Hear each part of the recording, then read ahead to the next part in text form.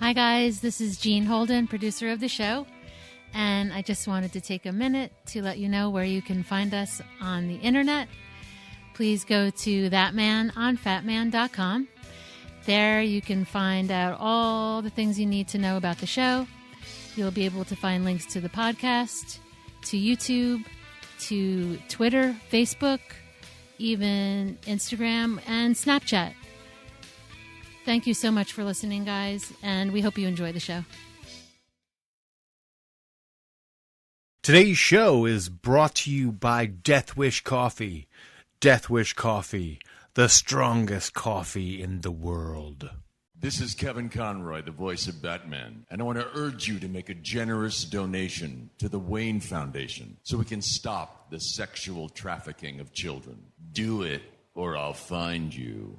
And don't forget to check out our good friend of the show, Mark Live, over at chundertunes.com for all your podcast animation needs. ThatMan on Fatman is recorded with a Zoom H6 handy recorder. Zoom for creators. Disclaimer.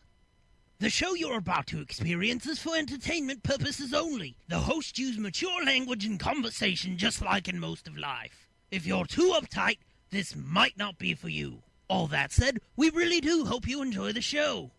But if you don't enjoy it, expect a nice big shipment of my joyous Joker juice on your doorstep in the very near future.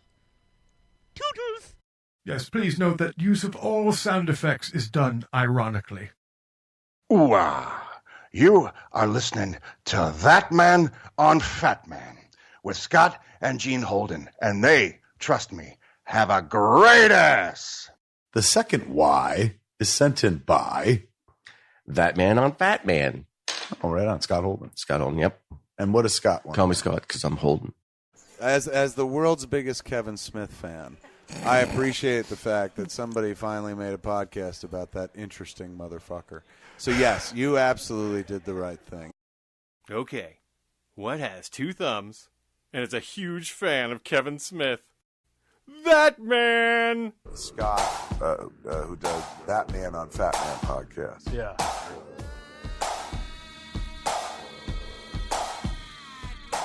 Ooh-ah. Well, once upon a time, just a regular man read a book written by the Fat Man. Tough shit written by old Kev Smith. Ooh-ah. ThatMan on Fatman. Kev said go out and start a podcast, and so I did, and I had a real blast. But my obsession was driving my co-host nuts. Who is he? He's that man. He's talking. Didn't want to bring the podcast down. Needed Porkchop Murphy to hang around. Go get him, that man. So I created a show with one heck of a plan, and I call that show ThatMan on Fatman. ThatMan on Fatman. Go get him, that man. We're gonna talk about Kevin Smith. ThatMan on Fatman. ThatMan on Fatman. Go get him, that man. We're gonna talk about Kevin Smith. Go get him, that man. Hey, everybody, and welcome to this. Oh, fuck, I don't even know where we're at. I think we're at 5-8? Is this 5-8? I think it is. I think you're right. 5-8, and I'm here in the studio. I'm Scott Holden in the studio here, and sitting with me is none other than my producer and co-host extraordinaire, Jean Holden.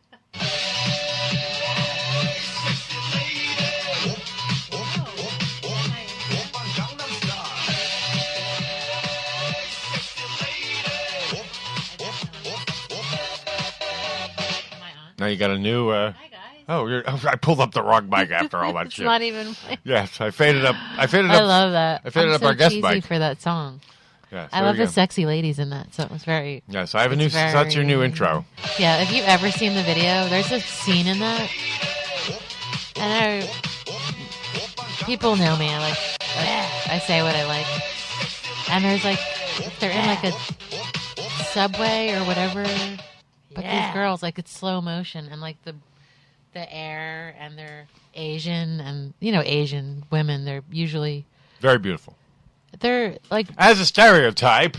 There's a good stereotype. There's a stereotype that people seem to. They're pretty much. We'll gladly accept this stereotype. It's like the black big dick stereotype. You never hear any black guy go, "No, we don't have big dicks." And I wouldn't blame him. I would accept that stereotype gladly as well. To me, these certain Japanese, they're just petite. They're like don't have any flaws to their figures. They're cute. Cute girls. Yes. Why did you keep correcting me about what I just said? There is a stereotype that Asian women are beautiful. Why is that a bad stereotype? No, it's a nice stereotype. But anyway, it's a good one. Stereotypes are what they are. They are. And welcome to a comedy show that is usually primarily about Kevin Smith. And since today, like usually we have a guest. This is a guest-driven show, but what we like to do every once in a while is what would be called over on formerly the Nerdist, now ID10T. Doesn't roll off they call it the Hostful. A Hostful episode, and that's what this will be. However, before we get going on that, because we're going to do some time tripping, we're going to jump right into the Smedlines.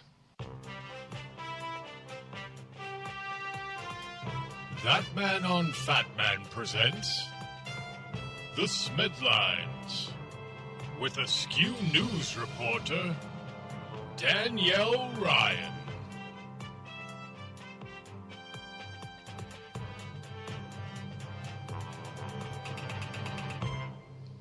Hey, Danielle Ryan, how are you? I am doing all right. How are you, my dude? Apparently I'm weird. Because That's okay. We're all weird. I know. What do you got for us in the Smedlines today? I've got some fun Smedlines for you today. Yay. We've got, let's see, Kevin went to the house where Animal House was shot, which is pretty great because he's said, that Silent Bob is Bluto with fewer lines, and I can kind of see that.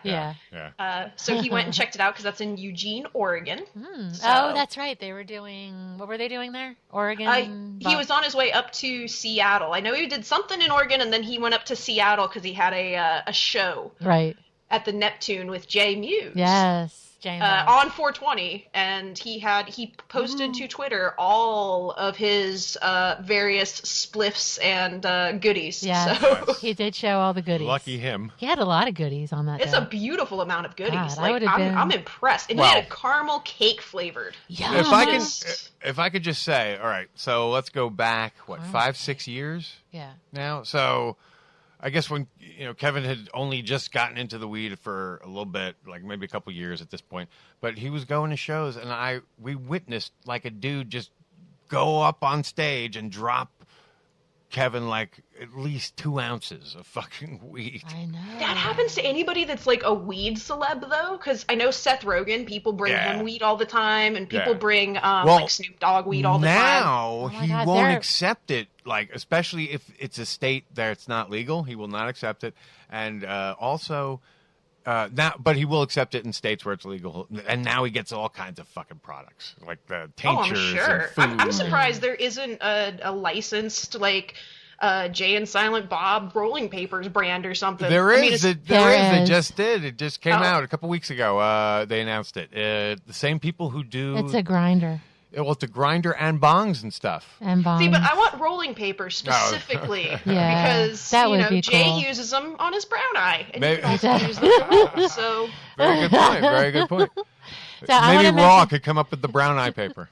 There you go. Come up with a deal. I want to mention Seth Rogen. He's on Instagram, and his Instagram's amazing.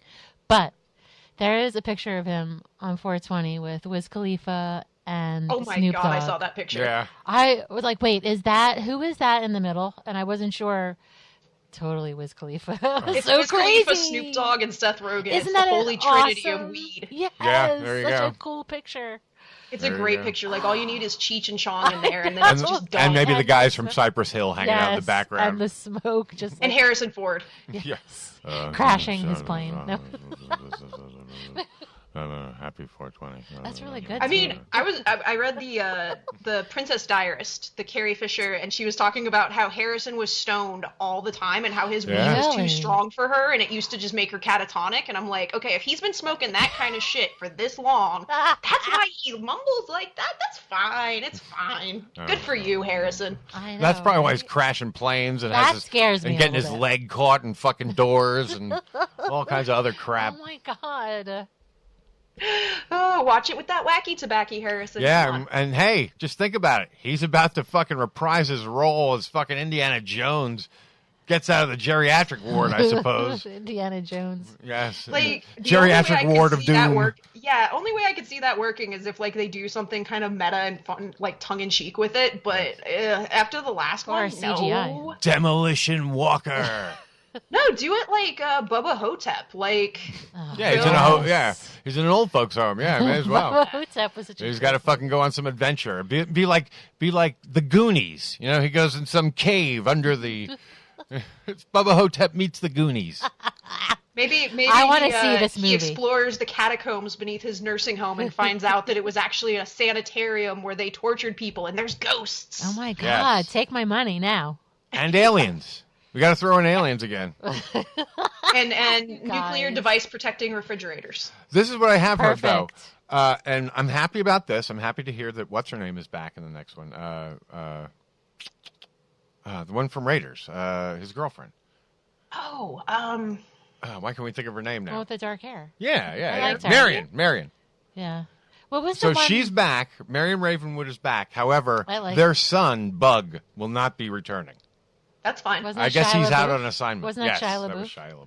He's a Listen, I did not surprised. hate him in that movie, and I did not hate that movie as much as others did. I hate him for I'll other tell reasons. you this. I'm fascinated by him. I can't bring myself to hate him because his life has been so bad that I feel sorry for him. I have a standing challenge with the two mics from a podcast called, what is it? Mic on mic, or what is it? Two mics, two mics, one mic. Yeah. And eventually, someday, we're going to do this show where it's. I defy them. No matter what anyone says, I believe that the last Raiders movie, or whatever you want to call it, Indiana Jones movie, was as good, if not better, than 3. Because everyone... Oh, then, yeah. Everyone misremembered... No, not Temple of Doom. Last Crusade. Sean Connery one, I think everyone misremembers that as being better than it is.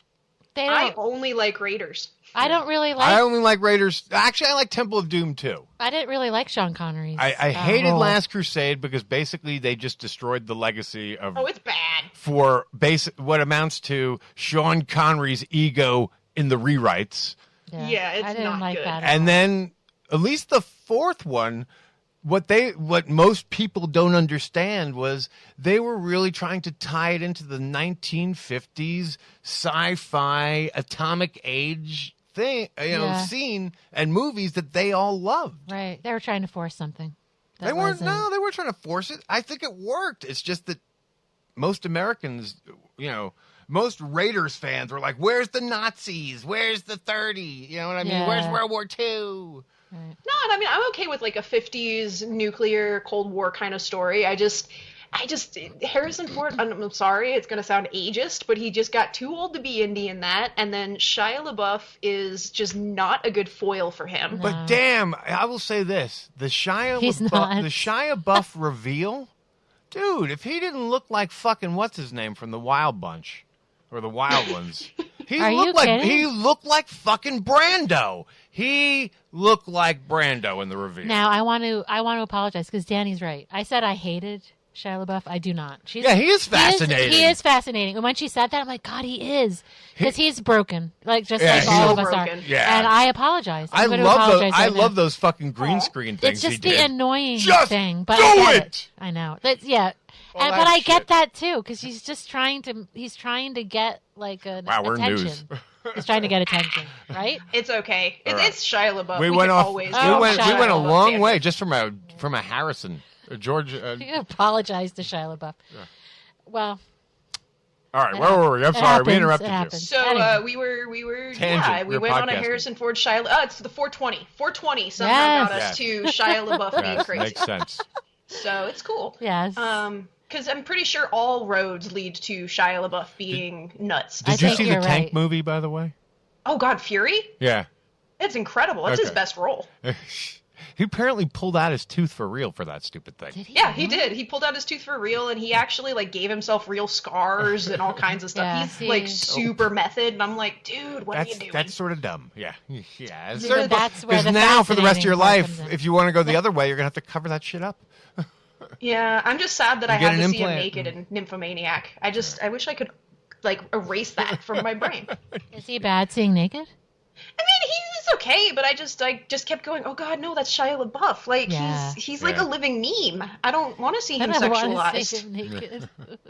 Please. Plus, I used to watch him on Even Stevens, and he was 11, and he was a cute, precious little angel. So I'm just like, no, you're still a child star to me. Oh my God, that's right. He I wasn't inserted Even him into Stevens. our video wherein Even Stevens. wherein Kevin Smith and Ralph Garman kiss on stage. Do it. Yeah, because in reality, I'm the one who yelled out, "Do it," like that. Yeah. And so I made a version where I cut me out and I put Shia. There you go. Yeah. So there you go. Fuck yeah. Well, he's one of the one of those people the family jokes. We'll say Shia LaBeouf, make a Shia LaBeouf reference, and the family will laugh. Yeah. I mean, even my mom thinks the Shia LaBeouf song. She even thinks that's funny. He's coming in the woods. It's Shia LaBeouf. But okay, Oh again, here's what I will say. You go back, you look at that particular Raiders movie. Tell me he doesn't look like Marlon Brando on that reveal. Okay, everyone check it out and let us know. A little bit. He's supposed to. I mean, he's wearing the same hat, Doesn't the he same have rolled jacket. up? Doesn't he have rolled up sleeves? No, he's all leather. He's on a bike. Okay. That's what it is. Then Yeah. it's probably the leather adds to it. Yeah. And the hat. Oh, and the hat. I mean, they were trying to make him look like Brando. I can see that. Yeah, you're right. So. For sure. Now I want to see him play Brando in a biopic. Yes. He might be able to do that. Brando. Brando, is sexy as shit. one of the few guys openly bi. Oh my God, in showbiz. So cute. Openly bi males. Woo. So there you go. Yeah, when that Brando. And recently, didn't it come out? Yeah, that Richard Pryor thing just dropped in the mail not too long. Dropped in the mail. Dropped in the the news not too long ago. Dropped in the mail. The mail. It was the best. Wow. That's interesting. Maybe it was in the Daily Mail. That's interesting to envision, isn't it? Yes. Yes. Wow. For sure. I wouldn't even put those two together. I'm not. Isn't it crazy? Wow. Indeed. Indeed-a-roonies. All right, so I assume have we actually done your story yet? The first story? So we did that, the first story, and then other than that, it's basically Kevin's just been touring around the Pacific Northwest and doing shows, and he met up with James Marsters, Mr. Spike from Buffy the Vampire Slayer. And they took selfies. They're super cute. Yeah. It's just been kind of a chill news week for Kev. He's been doing the usual and kind of getting back to touring and seeing people, which is good. Yes. The only big news is the Stitcher Premium is now hosting all of the Smodcast Network back catalogs. And all new episodes are free for the first 6 months. So you can still hear the new stuff free on Stitcher, but all of the back catalog is now on Premium. So they've got everything on there. They're borrowing from Nerdist now. Mm-hmm. So that makes sense. That makes sense. Is it still Nerdist, or is it? Or IT10T. ID10T. Yeah. Yes. But is it? I don't know. It might be Nerdist in other. No, it's you're right. The actual podcast is called blog or whatever. And I think the retro episodes can be gotten through ID10T. Anyway. Okay. Yeah, we've been looking into that, but we still don't have that kind of backlog or anything we'd be worried about. Chris Hardwick is a phenomenon. He blows my mind. This guy. Chris Hardwick is awesome. Oh. The only thing is, I just want him to give me one of his jobs. I know. Because he has 12 of them. And he doesn't need them all. I could talk after a TV show. Yes. I'd be really good at that. I know you would. My only problem would be good at that. With Mr. Hardwick is that, as a kid, one of the first porno movies I saw was Debbie Does Dallas, in which there is a Mr. and Mrs. Hardwick. So so that's all you think who about. Are candle makers. Candle makers. I'll let you do the rest first of time I ever saw him was in House of a Thousand Corpses. I didn't see that. Okay. The Rob Zombie Yes. film? I didn't see it either, but I know what you're talking about. Yeah, Okay. he's one of the victims. He's one of the college students that ends up getting killed by the family in the movie, and it's really, really graphic and hilarious, but he also is just like the most ridiculous character. He's loud and obnoxious and over the top and really fun, and that was the first thing I ever saw him in, and then I saw him on G4 as a host, and I was like, wait, that's the guy from House of a Thousand Corpses. The fuck is he doing here? And then now he's everywhere. Well, he's like Ryan Seacrest. Yeah. He's like Ryan Seacrest, but more talented and less douchey. Yes. More likable. The nerdy version. Well, Hardwick's genuine. Like, the thing is like, yes, Hardwick is doing that hustle, you know, and we don't really need after shows for every freaking show, and I kind of understand how some people have gotten a little bit of Hardwick fatigue, and I'm like, you know what, though? Yes. He's doing the hustle right. He obviously is passionate about what he does, and he genuinely is into this shit. Like, you can see it in his eyes. His eyes aren't dead. Ryan Seacrest's eyes have been dead since, like, American Idol Season 3. I'll never criticize an after show because I consider this podcast little more than a big after show. I mean, really, that's what it is. Anything Kevin does, we're an after show. And and the dude, if he can get gigs, keep going. Like, he's like, it's true though. Like, can I just have like a half of one of your jobs? I'll work part-time. I just want, I'm just going to be like, Hardwick, if you get the Westworld show, if you get a post-Westworld show. I want you that. gotta give it to me. I want that. You and Danny should do one. Now, do a YouTube Westworld after show. Well, Start it now. We need to cut this. So no. Did you watch Westworld?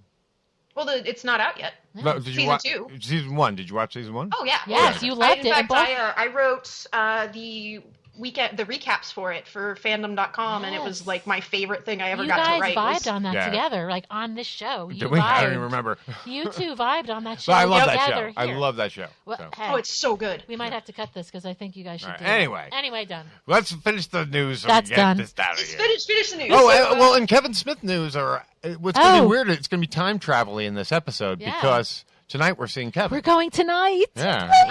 He's at Caroline's tonight. So I know. We'll see him tonight, and I guess the rest of this episode will be a sort of a Kevin. Yeah, probably a roundup of what happened or what that was like. Or that's awesome, though. Yeah. Yes. Yay! So in the middle, it'll be weird time travel because when we record this, we haven't seen him yet. Yeah, and this is the first time we've seen him after his huge after his heart attack. And like he's lost so much, even more weight. Yeah.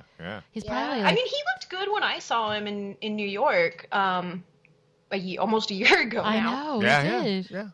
Yeah, he looked good then, but now he looks like amazing. Yeah, he really looks does. incredible. Doesn't he look good? But he's already becoming an annoying vegan. Well, and all he could say was like, "Oh, I can't eat the food I want," and the then pill the caddy. next day, You know what? It was going to be fun. As a diabetic, all the stuff he's getting into, I already do.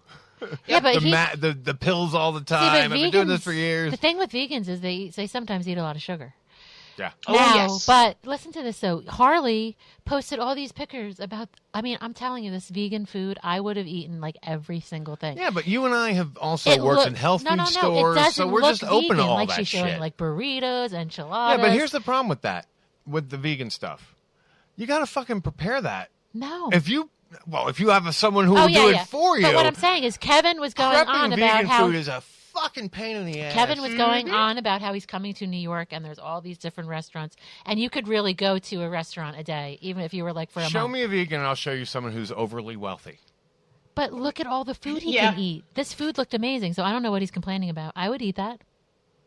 Okay. Yeah, that's the thing. I would too. I don't If care. someone's making it at a restaurant, if I'm going to a vegan place, I'll eat it. Yes. I just don't know if I poor can... vegans eat rice and beans, and that's it. Yes. So... It's true. You want to confuse the average vegan? Ask them if they eat honey. Oh, Jesus. Yeah.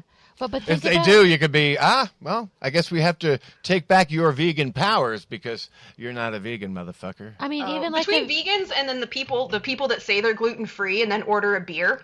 Like when I was a waitress, few things infuriated me more than people being like, "Excuse me, I need the gluten free menu," and I'd be like, "Okay, here you go," and I'd start talking to them about it because I'm gluten intolerant. I don't have celiacs, but I do get very sick, and I'd start talking to them about it, and I'd be like, "Okay, so do you have celiacs? Do we need to watch for cross contamination?" examination, blah, blah, blah, and they'd give me all this attitude. Good for you, and then though. I'd leave and I'd come back and they'd be like, yeah, can I get a Sam Adams? And I'm like, that's made of gluten? And then she'll just be like, I don't care. Why are you telling me what to do? And I'm like, then why did you... I'm trying to like make sure you don't get sick. Yeah. If it's something that's really... I'm sorry, I'm trying to help you. Remember, you got to fall back to just because we serve you doesn't mean we like you. Yeah, but bartenders usually are the exception. No. They have more of like a cool... No, kind of- they present, but just because they serve you doesn't mean they like you. That's true. Well, that part is true. It's the most true. That's the clerk's tagline, Danny's bitches. like, yes. Oh, it's the most true. Like, all those years waiting tables, I probably liked, like, 1 in 50 of the people that I waited on. I Yes, did that because you're for a essentially short period. begging for money. I hated waiting tables, and I was horrible at it. You are. You're begging for money. I was so bad at it. Yeah, I'm actually good at it because I've been doing it since I was 17. Yeah. But it sucks. It is. I It's like the begging, laws it's that begging for money, and it's also being a servant. Did like, you hear you're what being California a servant did? and then begging for money. Did you hear what California did? They They upped the minimum wage and everything and got they made it so getting rid you of tipping? made it so you can't you can still be tipped, but it has nothing to do with your salary. You need a full That's how it salary. should be. Yes, It should exactly. be. And tipping, I think, is Because still what is important. happening, as someone points out, is that is the restaurant owner forcing his customers to pay your salary. That's exactly what it is. Yeah. When I worked at IHOP when I was a teenager, I made $2.13 an hour. Yeah, exactly. Yeah, I've done it too. I've waited tables in my time. I mean, who the hell can live on that? I mean, I know that you a live on, teenager's you try not, and but live on the tips, but let's face it. $2 an hour?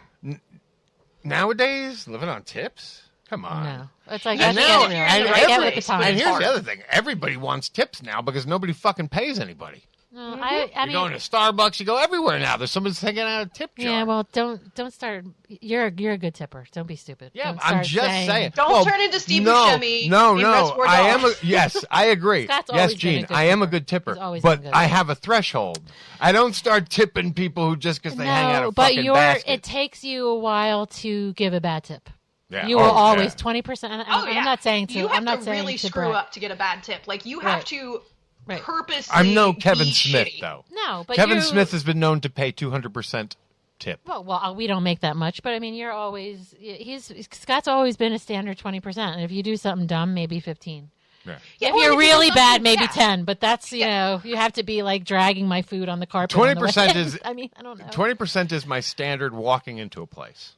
Yeah. And if it's Yeah. New York, I try and go 30. Because someone's serving your food. Of course, they're taking your order. Yeah. They're doing everything busting for their you. butt. They're busting Yeah. their butt. And if they do And that, because again, the fucking restaurant owner is forcing me to pay this person's salary. right.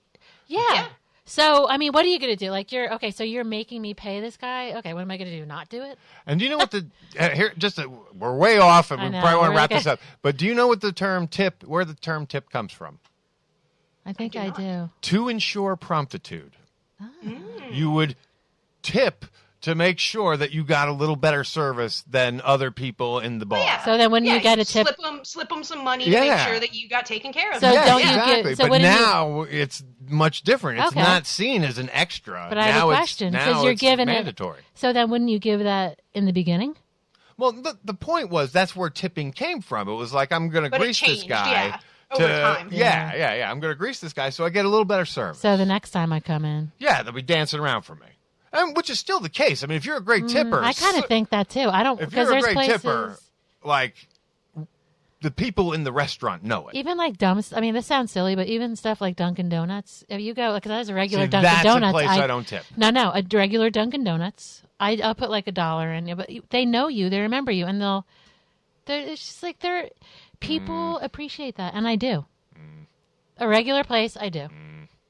I don't. You don't like See, that I do that's- that? What am I going to No, get yelled at? I don't do that. I don't tip. I don't tip in Dunkin' Donuts. I don't tip in places that previously didn't. Do you do I that, do- Danny? I do if the person is like really trying. Like if they're just a cashier and they're just sort of like going through the motions, no, you're not getting a tip. But if you're like, hey, how you doing? Yeah, how are you doing today? But if you engage with me, you get a tip. And is it Absolutely. really I what it comes totally down to? agree. Is it a job where tipping? See, I wouldn't tip the guy who put my fucking cup of coffee together, but I may tip the person if they put together like the fucking, the special drink. Our daughter works at Starbucks. She's not a barista, but she is the girl at the register. Well, she gets a piece of it. She gets a piece of it. She gets a piece of it. She gets pretty good. All right. Just for being nice. We're way off. I feel like everybody outside, everyone listening to this is now like, no. About tipping. But what Danny was saying is true. Like, if that person puts forth an effort, because come on, people, how many times you just want to say, "What the fuck do you want?" Mm-hmm. They have to say, "How are you doing today? Would you like what can I get you?" That you have to be a little nice. I'm fine with tipping in its original concept, but they also say that if you find a society where there's a lot of tipping, there's also a lot of corruption. Well, yeah. Well, so yeah. There you go. I know. God, way to bring it down. Womp womp. Trying to be Capitalism nice. is the fruit of all evil. I'm sorry, we're totally blabbing. Well, that's why on right-wingers the hate the government, because it's the only thing that can stand up to corporations. Wow, they must Anyway. They must really hate it now. Are we done? Do we finish the news? I think we finished it. I think we have finished the news. Yeah, we bring up the government, we're done. Now we'll get back to our talk about Kevin. You guys get back to talking about Kevin, and I'll go back to being jealous. Yeah. Aww. Well, if you come up, it won't be long. Believe me, you'll be with us. And also, at a show soon. The other thing we are looking forward to doing is including you in some of the guest segments. So yes. When we. Yes, we need to talk further about what we were just talking about before. Yeah. After we. Yes, off mic. Yeah, because that might be a. Yeah. We just have to start coordinating. A foursome. We just have to start coordinating our location stuff better to give more to the listeners. Absolutely. So there we go. So look forward to more content in the future. Some more Atlanta location stuff. Whoop whoop. Woo. More Danny, more Atlanta. You can't go wrong with either of those. Oh my God, no. And I guess I'll play the outro theme now. Play me out, my dude. I will. What are you doing? I've set you up your own. You now have an official tab in my soundboard app. Oh. So after this, it's easy to go to this. Oh my God, is Macron not hot? The guy from where's he from? I'm fading you out. Where's he from? Where's he from again? I don't know. The Macron? Oh, the France. All right, we're fading. Damn, sorry. Danielle Ryan. Follow her on Twitter at DannyRat.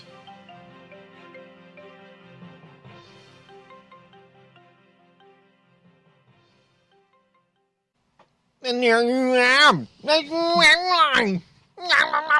my God. Are you like channeling some sort of like? I don't fucking know. Yeah. I don't fucking know. I got a lot of shit to talk about. And I'm just trying to figure out what the fucking. You're channeling all through all your shit. So, as we mentioned there on the Smed Lines, yes, we. So now you catch us on the next day, the day after, and I'm going to say, I'm trying to think, is there? Well, the show itself, Kevin actually, being on stage and all that stuff, everything was very enjoyable. We had great seats, but we've never done. I don't know that we've ever done the early show, and we did the early show last night, and it just has a different vibe to it. There's nothing worse than being pushed out the door. You know what I mean? It just feels so. Get out. Yeah.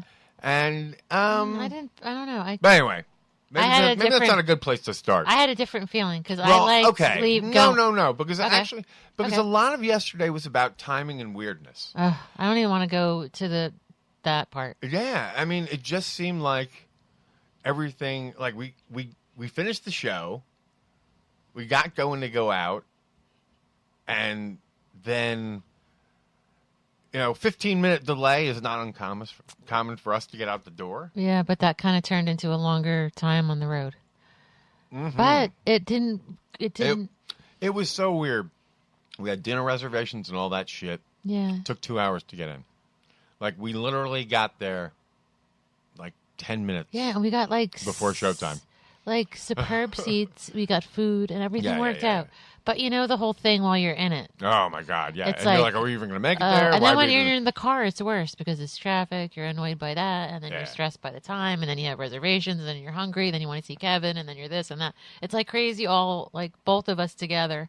Yeah. We got there safe. Yeah.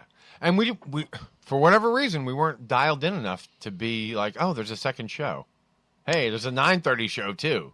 You know what I mean? It wasn't so much that. It was when we got tickets for the first show. I There got wasn't a a second message. show. I got a message sent. Like I ordered the tickets the day the first show came out. So Yeah, I there wasn't a didn't know second, they were yeah, going to do a second. So I didn't wait. Yeah, and you didn't worry. You're like, I got No, and there, I mean, I could have. I mean, I could have done both at that. Was there even a both? No, but I could have. But I didn't even know about the second Yeah, show. because we weren't. You know, We 'cause, weren't hey, really we got dialed in. seats. What are we Yeah. worried about? Ah. And the cool part about it is, though, we were able to kind of, do stuff after and walk around the city and. Yeah, which we haven't did done in a it. while. And it was, there. I was thinking back. I'm like, oh my god, there were moments we were just like laughing, walking down like Broadway. You know? Yeah, I mean, it's yeah. just fun. Like moments like that in New York City are awesome. So, but to rewind. Yes. So we had this, there was just really bad traffic, much more Yeah. than anticipated. Yeah. And It's all poopy. yeah, Sunday matinees are bad enough, but Yeah. this made it worse. Right. The people are slow because some of them are old, and it's just like, oh my god, kill me now. So like those kind of days, it's like, let's see, we had just finished up, recording news with Danny to, Right. And that was a lot of fun. She Yeah. was like a lot of upbeat, yeah, fun to like talk. jumping in the shower, prepping or whatever. I know. See, and to that's going out the door, Yeah. to driving, Right. so it was like everything was boom, boom, boom, boom. Well, there and was, I was- no space. No. I couldn't I you don't couldn't like check that. messages. You I couldn't. know. Yeah, it's just like you're constantly moving. bang bang. And I took a little extra because I figured we were talking about doing something after Kevin, so it kind of took me a little longer, but I felt like I was on point with the time. But then you know what, things Yeah, things it's happen. just, Like that you traffic was miserable. If anyone, And then there's you nothing put worse shit than a down. tunnel traffic. Just And think of then- it this way: you have one way in, Right. one way out, or Right. at And least to like- get to this section of town. Right. And it's always one of us who puts stuff down. We can't find it, and then the keys or whatever. Oh, yeah, It's just yeah, like- yeah. So then we park again, going along with this theme of like just moving along. So then we Right. park, then we walk from where we park because we have a place we like to park a lot. It's a secret place, Right. No, it's not, but it is kind of. No. It's like the best kept public secret. Right? Yeah, it is, and like it's like moderately priced because Yeah, you could it's- probably do a lot worse. It's pricey, but Yeah, there's it no is. valets, and it's right after you get out of the tunnel. Right, But and anyway, it's some like- people know what we're talking and about. it's convenient. You can go back and forth to your car, and Yeah. it's like 24 hours. Yeah, and, yeah. So you're not like, I don't know. It's just an open. Yeah, and it's secure. It's secure and it's very easy in and out to the tunnel. It's good Yeah. for us because that's If how you're we in come Midtown, and out. it's great. Yeah, It's just perfect. pricey. Yeah, it is. Well, But I don't know. anyway, so moving along, we're giving you parking It's- tips. Well, when it's visiting my- Manhattan, make sure to park at the Port Authority. In my opinion, it's moderately priced. Yes, and I'm a pincher. Well, most this of is the the time. truth. It is city priced. Yeah, I mean, you're You- going to pay. You're getting a great deal, ultimately. You really are because you don't have to worry about it's close to the theater you district. don't have to worry about that sketchy valet who may be a car thief. Yeah, who's like got the key, like key in your car or whatever the fuck else he's doing. Or like you see these little parking lots where there's like multi-leveled metal, like Yeah, like machines how- are lifting your car and like they're Oh stacking my your God. cars. How the fuck is that going to come out? Yeah, yeah. I've never seen those. They have those stacking your yeah. machines. Yeah, we've actually parked in one or two, but like because we were like going to see the Daily Show, they just kind of parked it in the corner because they knew we weren't going to be gone long. The outside fenced in lots, like those. Yeah, type yeah, ones. those little like hey, we have one lot. No. This is like like I compare it to like the theater we go when we go to the movies. There's like Yeah, you go this is like a in, big you theater. take a It's inside, ticket, yeah. it's inside, so you're good. We're over explaining like the most boring Go aspects there. of our story. But people like it. No, 'cause they know. don't. And you're good. And They're you walk bored. to the theater, These you're good people to go. are talking about parking in the city. Hey, you need to know these things. This Okay, is so old men speak. The people who like this That's are right. old. That's just like you show up at a party and old men instantly start to talk about the route they took to get to the Yeah. place they're at now. And then the weather, yeah. Yeah. And then the doctors. Kill me, motherfucker, man. I know. All right, Okay, so that's we're moving on That's from what we're that. doing. We're actually talking about parking. Yeah, we're So- talking about parking. All right, so yes, we did take it. We got meta. We totally Positively meta about talking. Yeah. About parking. About parking and talking about parking. Oh, my God. Oh, my God. Parking and you the know what the car. audience says? Thank you very much. They know that they've been Rick-rolled, motherfucker. Being Rick-rolled. Especially, I just said. Especially Midnight Spoon. He loves getting Rick-rolled. Go, boy. Dance to it. Woohoo.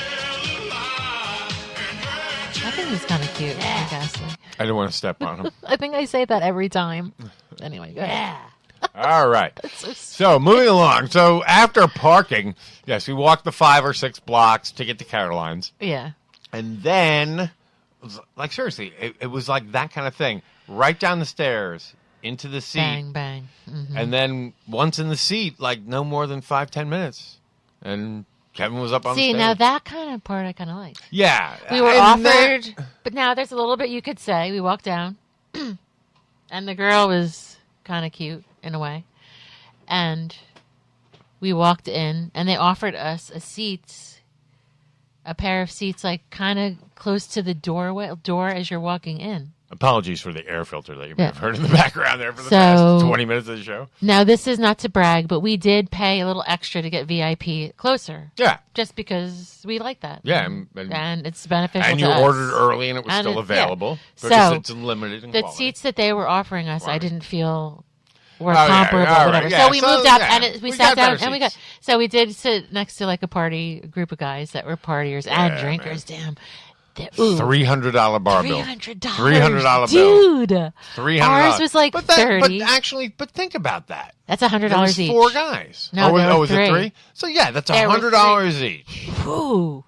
Yeah, but okay. $7 Okay, drinks. think about this. But they also ordered food, and we ordered food too. And our bill for 2 people was $50. Okay, so that's $25 a person. And now we ordered just an hors d'oeuvre. And, I know, but damn. And our 2-drink minimum. Yeah. So we got out with I do remember we the didn't waitress. drink and we ordered food. We got out with $50. Right. And that's New York City. Right. And in Caroline's, the way it is, it's like family style, kind of like the seating, isn't with it? tips, plus tip. I didn't. Right. Tip Right. there. So That was just the bill. it's like close quarters to the person next to you. Like you're Yeah, very close. you're a comedy club. And you mingle because you're sitting with different parties, and it's just like an open kind of table atmosphere. Also, we can report that Don Smith was there last night. He was. Yes. And we got, I don't know, we got like confused.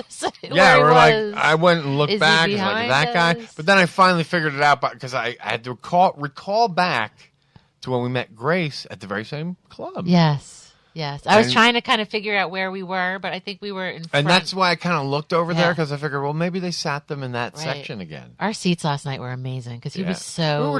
We were the dead center table. seeing Okay, his- so you figure. Okay, think of it this way. I'm going to draw a mental picture for everybody. It's a comedy club, so you have the standard stage, which is like, 2-3 feet off the ground. Right. It's not very high. No. And then you would have tables that are facing out in a line. Yeah. What is that? Parallel or Like rows. They're perpendicular to yeah, the they're like stage. 6 and 8 top tables. Yeah. They're very narrow. They're like cocktail style. Right. And you'll have rows of them. Mhm. And we were just at the one that was dead center. We were the last Oh my God. 2 seats. No. So we could just, turn our heads. Yeah. And see Kevin. Yeah. The guy sitting next to me, but we'll get into that later. I don't want to rush into it. Kept moving so much that I had to move my seat back and see Kevin because Kevin pretty much stands still. Yeah. Really, he doesn't really move it around a lot when he. You know why talks. we're shocked by a $300 bar bill? Because we Why? just don't drink anymore, so we're just not used to that. That's probably standard. You know what I mean? I know. In the city. They were That's so. probably not Our uncommon. table was. Yeah, they're soused. having fun. I mean, I don't know that all of them were. No, I the think guy one, in the one front, guy was more than the guy other. in the way front, the older man. He kept like. Wait a minute now. See what I He think was- happened here was there were 2 parties at that There were table. 2 parties. There was there was the a 2 party guys and at the 2 very in the front. and yeah. they had the pop. We're talking way too The much Kevin detail Smith about pop. this. No, it's good. 'cause And this then is- there this were is a- then there were the 3, and these dudes were all large, like This like is all an us tall episode. and wide. This yes. is an us episode, Yes. so this is fun. Get as detailed as we want. Yeah. So, the 3. So, they we've also were big posted some dudes. photos on Instagram, so Yeah. you get a good idea of how close we were. Right. It just Hey, like look at how the clowns seeds- we sound like fucking No. bragging dickheads. But anyway, Yeah, everyone knows it's not. now like that. It turned out great. It was a great show, and like Kevin could see us, and I definitely felt like he was looking at me. Yeah, but it's funny because he does, but then he doesn't because he looks like Well, he's locks looking eyes above. He locks eyes for a little bit. I feel like at this point he's comfortable with me, so he does that. You know what I mean? It gives him a moment to look at someone like. It gives him a respite, you know. Yeah. Like, oh, I know this guy. I can kind of talk like I'm talking to this Right. guy. Yeah. So well, because you have talked to him, so it's not like a new. exactly. It's a familiar face. Is what's nice about it. And I'm doing some inference now, but Yeah. Well, remember Kevin talks about seeing the strings. I see the strings. I do see the strings now. Yeah. And I don't say that in a bad way. No. But I see the performance aspect of when he does this. Oh yeah. And so that's how I see. Yes, he does. As someone who's been on stage and sang on stage and performed with the band on stage, he does a classic trick, which is look just over the tops of everyone's he does head. that a lot. Because So there seems like so he's the just audience, not looking the at audience perceives that you're making eye contact, but you're actually not. Right. I saw a lot of that last And here's night. part of the reason why. When you make eye contact with someone, it's very personal. Oh yeah, because now you have a thing with that person. Yeah.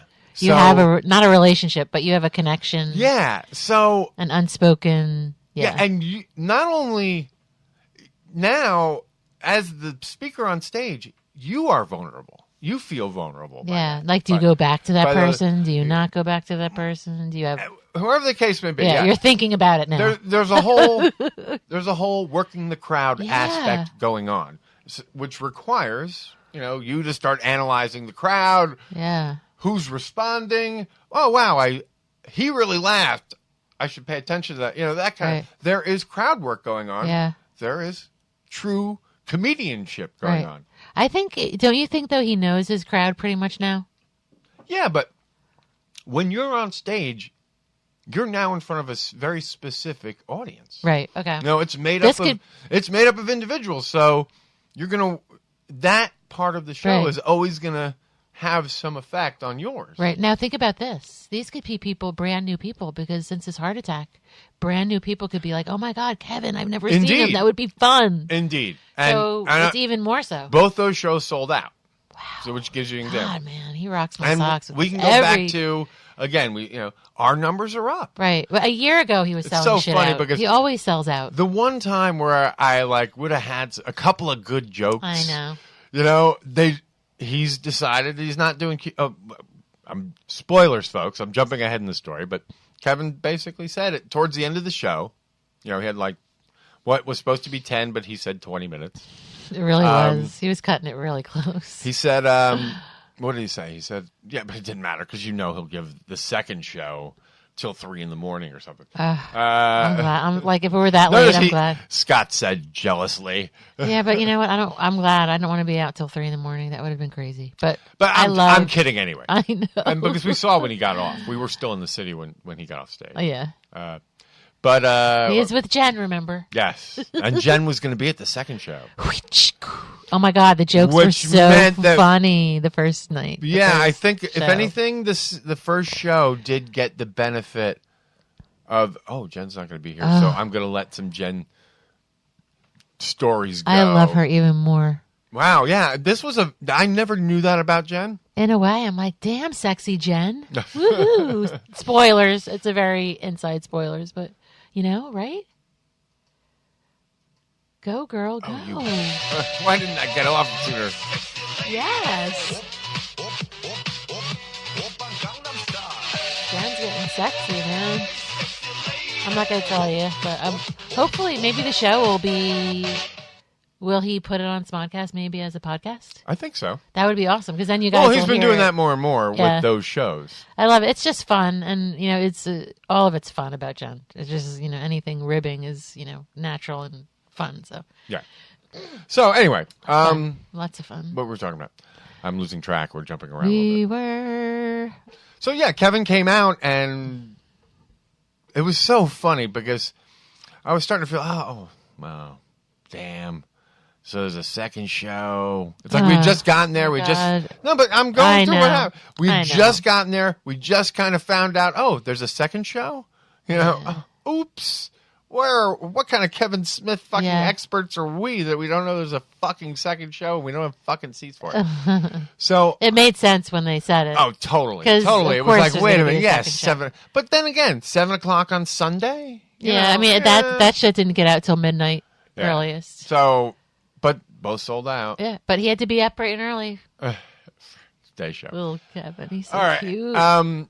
So I'm feeling bummed. I'm sitting in the seat. You know, we're there. I'm kind of bummed. It's like, was this? There's part of me like, was this really worth coming out for? Because you know, we spent all this money, came here, and you know what? And we're coming to the first show, and then as soon as they're like Kevin Smith, everything changed. Of course. My whole vibe changed. Like it was like the infectious energy just went pow. And he was like smack dab, like right in front of us. Yeah. Well, not in front of our table. Well, yeah, in front of me. Yeah. Like I just had to move my head a little bit, and I could see like him perfectly. Yeah. And he looks great. All right, so getting back to the guys. Getting back to the eye contact thing, I think that in some way, us being there and being friendly faces to land on, I like to think that gave him the ability to kind of shoot at us safely. Because I really did feel like he was looking right at me. Yeah. You know, eye contact was there. He was Right. close enough to do it. You know. Hey, why not? I mean, if there's someone I don't know why friendly and familiar there, why not? But it means something to me.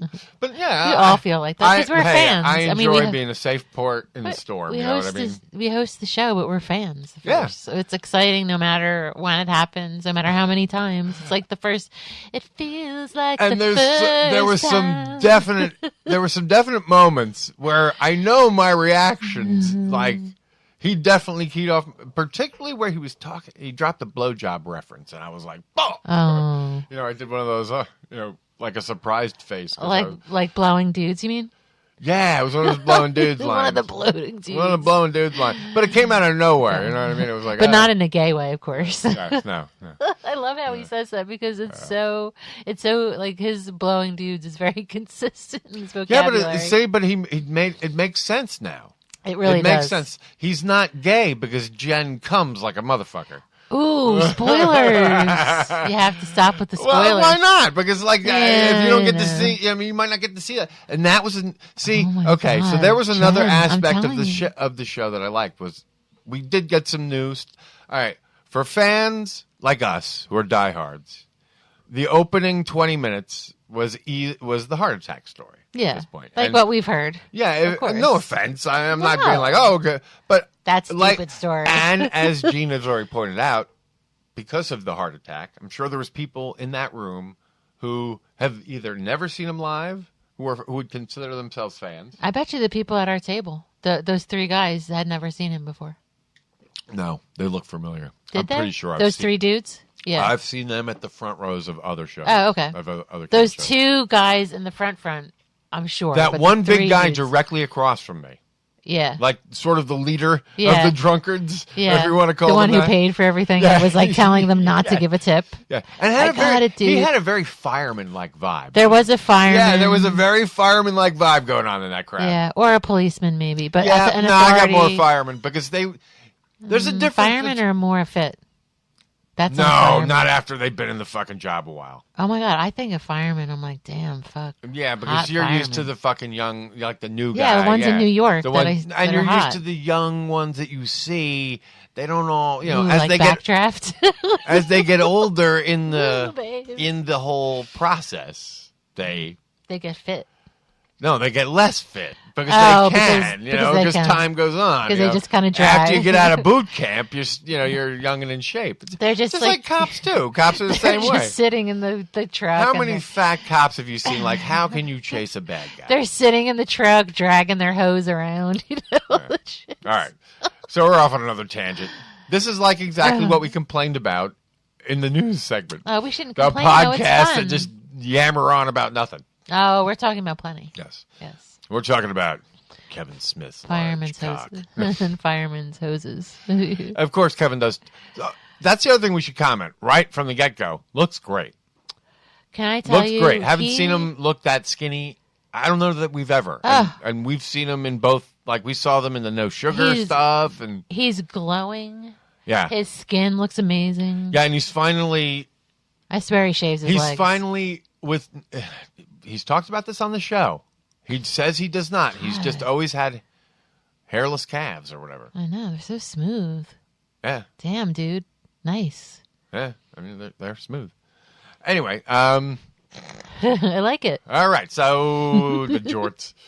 Oh, my God. The jorts are so flippin' cute. He just is a big kid up there. He was also rocking the big Jeff Quigley heart attack. Like, yes. Metal open side my heart.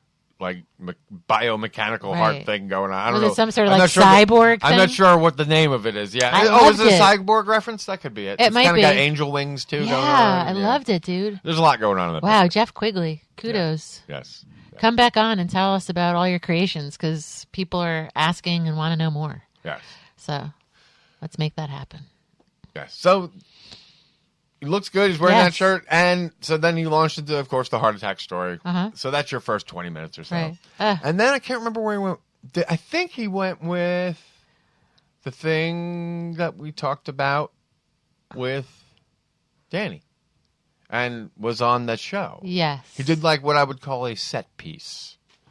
Yes. And that was, I don't want to do any spoilers because we did talk about it with Danny. Yeah. And it was just a story that was on a particular show, I believe, on And then I've already mentioned a Showtime. fact about Correct. already. So he told that story. It was nice to hear it live because it was a story that I knew, but I hadn't seen it live. It was nice. So basically... Sexy Jen, man. Ooh. Kevin doesn't need to suck cock because Jen gets off as easy as guys do. Oh, my God. I wonder if Jen... She's this is quick seriously... shooter Jen. If she's as quick as he says, I wonder if she gets off doing... pleasuring him. But I've met a woman or two who were the same way, and this is what they said. It's all a mind game. Yeah. If this girl was like, if I think hard enough, I can come. Damn. Yeah, that's exactly. Kind of sexy anyway. Yeah. And also the squirting is kind of sexy, but that's a totally different issue. All right, that's another show. That's a whole other show. Oh, my God. Really? We're going to get into squirting now? Sorry. Oh, my God.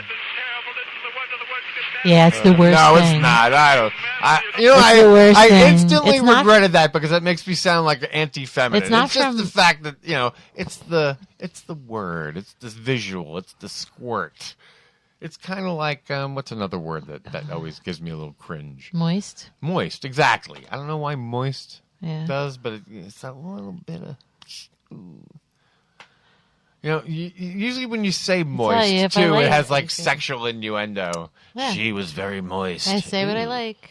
I'm just amazed by it. I'm like, damn, girl, you're talented. Plus, it's sexy anyway. Go on. Yeah, well, With your sexy self. And it's not from the butt, it's from the vagina, so what's gross about it? I mean, even the butt wouldn't be, but... Trooper, pooper. All right. Kevin. All right, so... I don't know how we got there. Yeah, I don't know. But Kevin looks great. And smooth as silk. Yeah, so then he kind of told this other story, the can story, and it kind of even, it's such a writer kind of thing. Mm-hmm. And he even has that sort of bon mot at the end, the little, here's They're the very title of cute. my piece, like, hey, I loved that. I've just tied the room I together. know. It's like, ooh, look at me. And then he did a... It had a performance art kind of vibe. He did the really adorable donut Supergirl. Yes. I now want to get into it. And it was so adorable. Well, he started to talk about, And I don't want to ruin it because there's a really cool story. You know what, though? Here's what I can say. And it's going to sound like such a very... my experience is in any way, shape, or form, anywhere near Kevin's. Oh, no. You're not comparing. You're relating. Yes, exactly. Right. Thank you. You're welcome. So, and that's part of what all this is about. It's like, I don't have to make Clerks. No. But making whatever is a shared experience of sorts in a microcosm. Right. Just like, this is what I know from a fact. If you play in a packed club, the experience is little different than playing in a packed stadium, except for you get more energy from the crowd, which, if you don't know what you're doing, can backfire. Right. Well, because it's still packed. It's just a small... Exactly. It's the experience of, as Kevin was saying last night, artists, performers, adulation is the key. Right. You know, performers want to be adored. They want... And their kids. They They're want big kids. praise. They want... You know, They he want said to be it best. rewarded. They like being They rewarded. want their picture on the fucking refrigerator. We all do. Yeah. Everybody does. Well, I mean, and you can kind And of... it's so weird because I know I did. You know you did. Yeah. We're performers. We're It's people so- that like to entertain. we've evolved into this weird culture that's like anti-praise. You know what I mean? Or like, okay, in my old band, Prozac, the one you hear at the end of the show, there was sort of our creative attitude was like, we never patted each other in the back. We just told each other when they fucked up. You know what I mean? Right. Like no one ever said, hey, it's a really good fucking song to each other. Right. Because that was just sort of you were expected It should be good. to do your fucking job. Yeah. But when I think back now, that wasn't very conducive to prolonged creativity. And that's why ultimately that, as cool and as great as that band was with the right lineup of people, and right. you know, I'm very grateful for that experience Right. to play with those players, because what I didn't know is that later in life I would go, fuck, it felt so easy back then. Right. Well, but it's like any sort of like You group got lucky. You got it, but we got lucky with the right players at the right time. And because, as we talked about, as you'll hear about on our next show with Rob, you know, the original lineup was a lot of fun, but it was like a couple of tweaks to the lineup made that band perfect. Are you wishing that you were more vocal about how good you were? I'm saying that, yes. Fucking A, man. I agree. I've had, you know, in life, and I wonder if it comes with age. I wonder if it comes. I think so. it does. I go down this road to say that Kevin is talking about his job as a TV director on the various shows that he's been doing, and he's sort of relating what his primary job as a director is, at least on those shows. But I'll give you one back, and he is. Like on a movie, he'll do more because he edits. And he has a little more control of what shots he gets. Mm-hmm. But in actuality, when directing on a set, what I noticed, and this was just, you know, getting shoots for a documentary. So there's no script. We're not working off a script per se. But, you know, I'm asking questions. I'm probing. It's my fundamental job for both the guest and really the crew was to be a cheerleader. It became very quickly evident. And the other thing I noticed on a set was the more up and positive and happy and excited I was about what we were doing, it was infectious. And when I doubted stuff, that was contagious too. You know what I mean? So if I fell off my game, the crew definitely knew it. Mm-hmm. And when I was on my game, you know, they were all excited. So when you hear Kevin say, you know, essentially, what is my job, you know, on directing these shows where there's so much already in place, his job is he's the cheerleader. Because that's what actors and actresses need. That's what actors need. Sorry, actresses is passe now. But that's what actors need to give a good performance. If someone is there to tell them that they're doing good, they'll feel good and give a better performance. You know? It's like it's human nature too. I can go back to Prozac, the last incarnation after Chris left, and we got another drummer, and we were kind of like, then we were going into a slump, and I at the time did not know it, but like was suffering with hay fever allergies. Right. You know, like I just didn't. I always thought I was like perpetually almost getting a cold or something. I didn't really know what the fuck. It really wasn't much of a thing though back then, but as it is now. It was a thing in that I couldn't sing. No, I mean it wasn't a thing like allergies. There wasn't as many medications and stuff as there are now. And I never No. drew the connection. Yeah. But it literally was allergies were killing my voice. Yeah, because it just like it clogs everything up. Yeah, and so when that happens, your confidence as a singer goes. Yeah. Because somehow, wait a minute, something that I have had such control over my whole life is now not working properly. Right. You know, and even at the time I was a smoker, so there was all that shit. Like, you're smoking. Yeah. So, but really, in truth, yeah, I was a smoker, but like, yeah, really the fucking problem was these allergies were giving me all kinds of fucking. So then we had this new drummer who was essentially like being negative, breeding discontent because my voice was off. So that became a self-perpetuating cycle. That. Did I know that? Because once you know, because you fall into that whole, you know, it's a psychological circle. You know, like, oh, I suck, and that's then the message you tell yourself. And then you can't perform at all. Yeah, and then you're in like a vicious cycle. Yeah, and of that's negativity, what happened. and you go down into tubes. That's what happened there. So anyway, Kevin talks about how so his job is the cheerleader, and he brings up this story about having a sticker and like actors performing essentially for a sticker, right? And how they do it, because I know. Now, meanwhile, I look down, and in my hand is a copy of Edumacation and one of our stickers, and a Sharpie pen. Now, I was hoping to get Kevin to sign the book, but we'll talk about how that. Oh my God! Was not able to happen. I'll have a few things to add to that one. Oh my God! That I saw a little bit of fear there too. But, with Kevin? Yeah. Oh, absolutely. Me too. All right. So he's a lot smaller now. That's why he doesn't have as much weight to kind of keep him. Yeah. All right. Well, we're jumping way too far ahead, but people can already imagine probably something going on, some sort of scuffle or kerfuffle. Kerfuffle. That's a funny word. So, all right, let's get back to Kevin and performance and all that.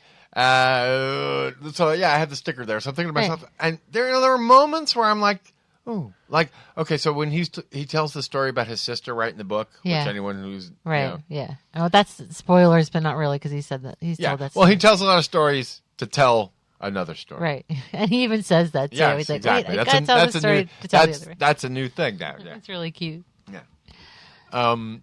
And all right, just as I touched on it before, but towards the end of his performance, he said to the audience, "Okay, we got like 20 minutes. Would you know?" We stopped calling these Q&As because essentially he felt like it was false advertising. Yeah. Because if you only had a 90-minute show, most of the time people would only ask like one question. I know. Although it may be longer, more than that. Of late, I will say that at shows I would see a lot more questions actually getting filed through because they were like really shorter answer questions. Yeah, I think it depends on the venue too. Yeah, it depends on the venue, the place. Like the Comic-Con ones usually kind of bang, bang, bang, bang, a little more. I don't know. Maybe the more intimate ones like Caroline's might be a little different because, I don't know, it's more of a cozy feeling. Yeah. I don't know. And because it's more essentially, intimate. It's more intimate. I'm even starting to see this with our show a little bit. And I know, again, this is another, I identify, I'm not saying in any way, shape, or form. Yeah. But, say, talking about our show and its origin. Right. Is now, for me, very much a canned story. It is 100% legit. It is 100% honest. It's really how the show happened. But now I've told it so many times, it has become a bit of performance. I know where my good jokes are. Right. You know what I mean? Like, I don't... And it all happens sort of naturally, just from being asked, because anytime I go on another podcast or something, somebody Right. goes, "Hey, well, so tell me, how did this show come about?" Right. You know? Well, each time you tell the story, it just becomes better.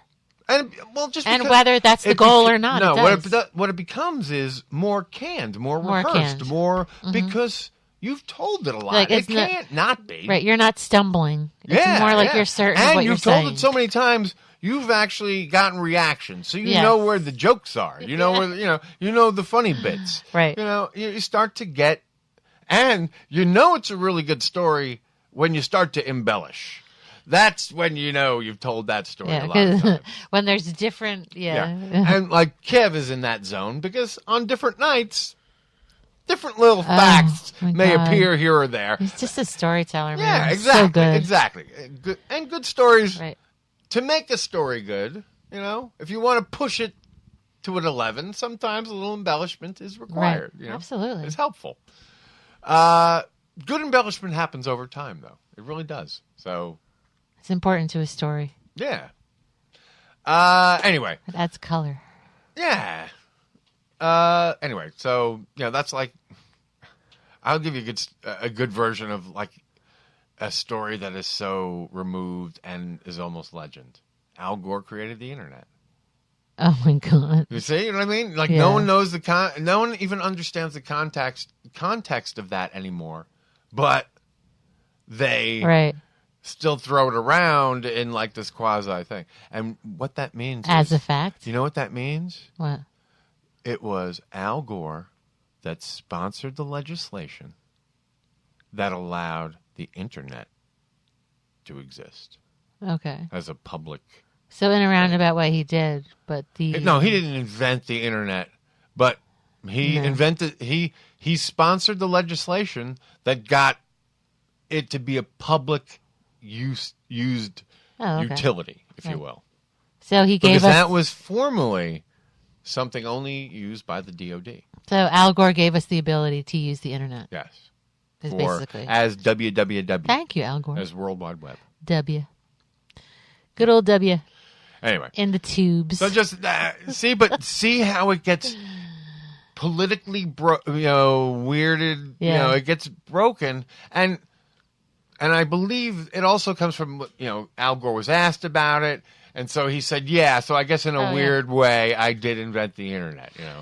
He did one of those kind of things. Well, yeah. I mean, he was on a talk show or some right, shit. it was so- it was said very tongue in cheek. Yeah, exactly. But misquoted by the right and then become like, then he's mocked for it. But then there are people out there who actually think he did invent the internet now. It's sort of reverse bamboozled everybody. Oh, God. The mocking of these people there's no, you can't even hold a candle lately. But, I can't even, it's just. I don't the know how I mocking. got on the whole internet thing. Yeah, it's But, just crazy. all this from a Kevin Smith show. I know. Last night. So yeah, Jen and Kev were also, they're close to celebrating a wedding anniversary. 19th. Is it today, their wedding anniversary? I don't recall. I don't know. We'll have to check that It's out. real close, though. It is. It's very close. So, yeah. it So wasn't very she deep was. See, I do minimal yelling at a show, and this is what happened. My voice. Do you need water?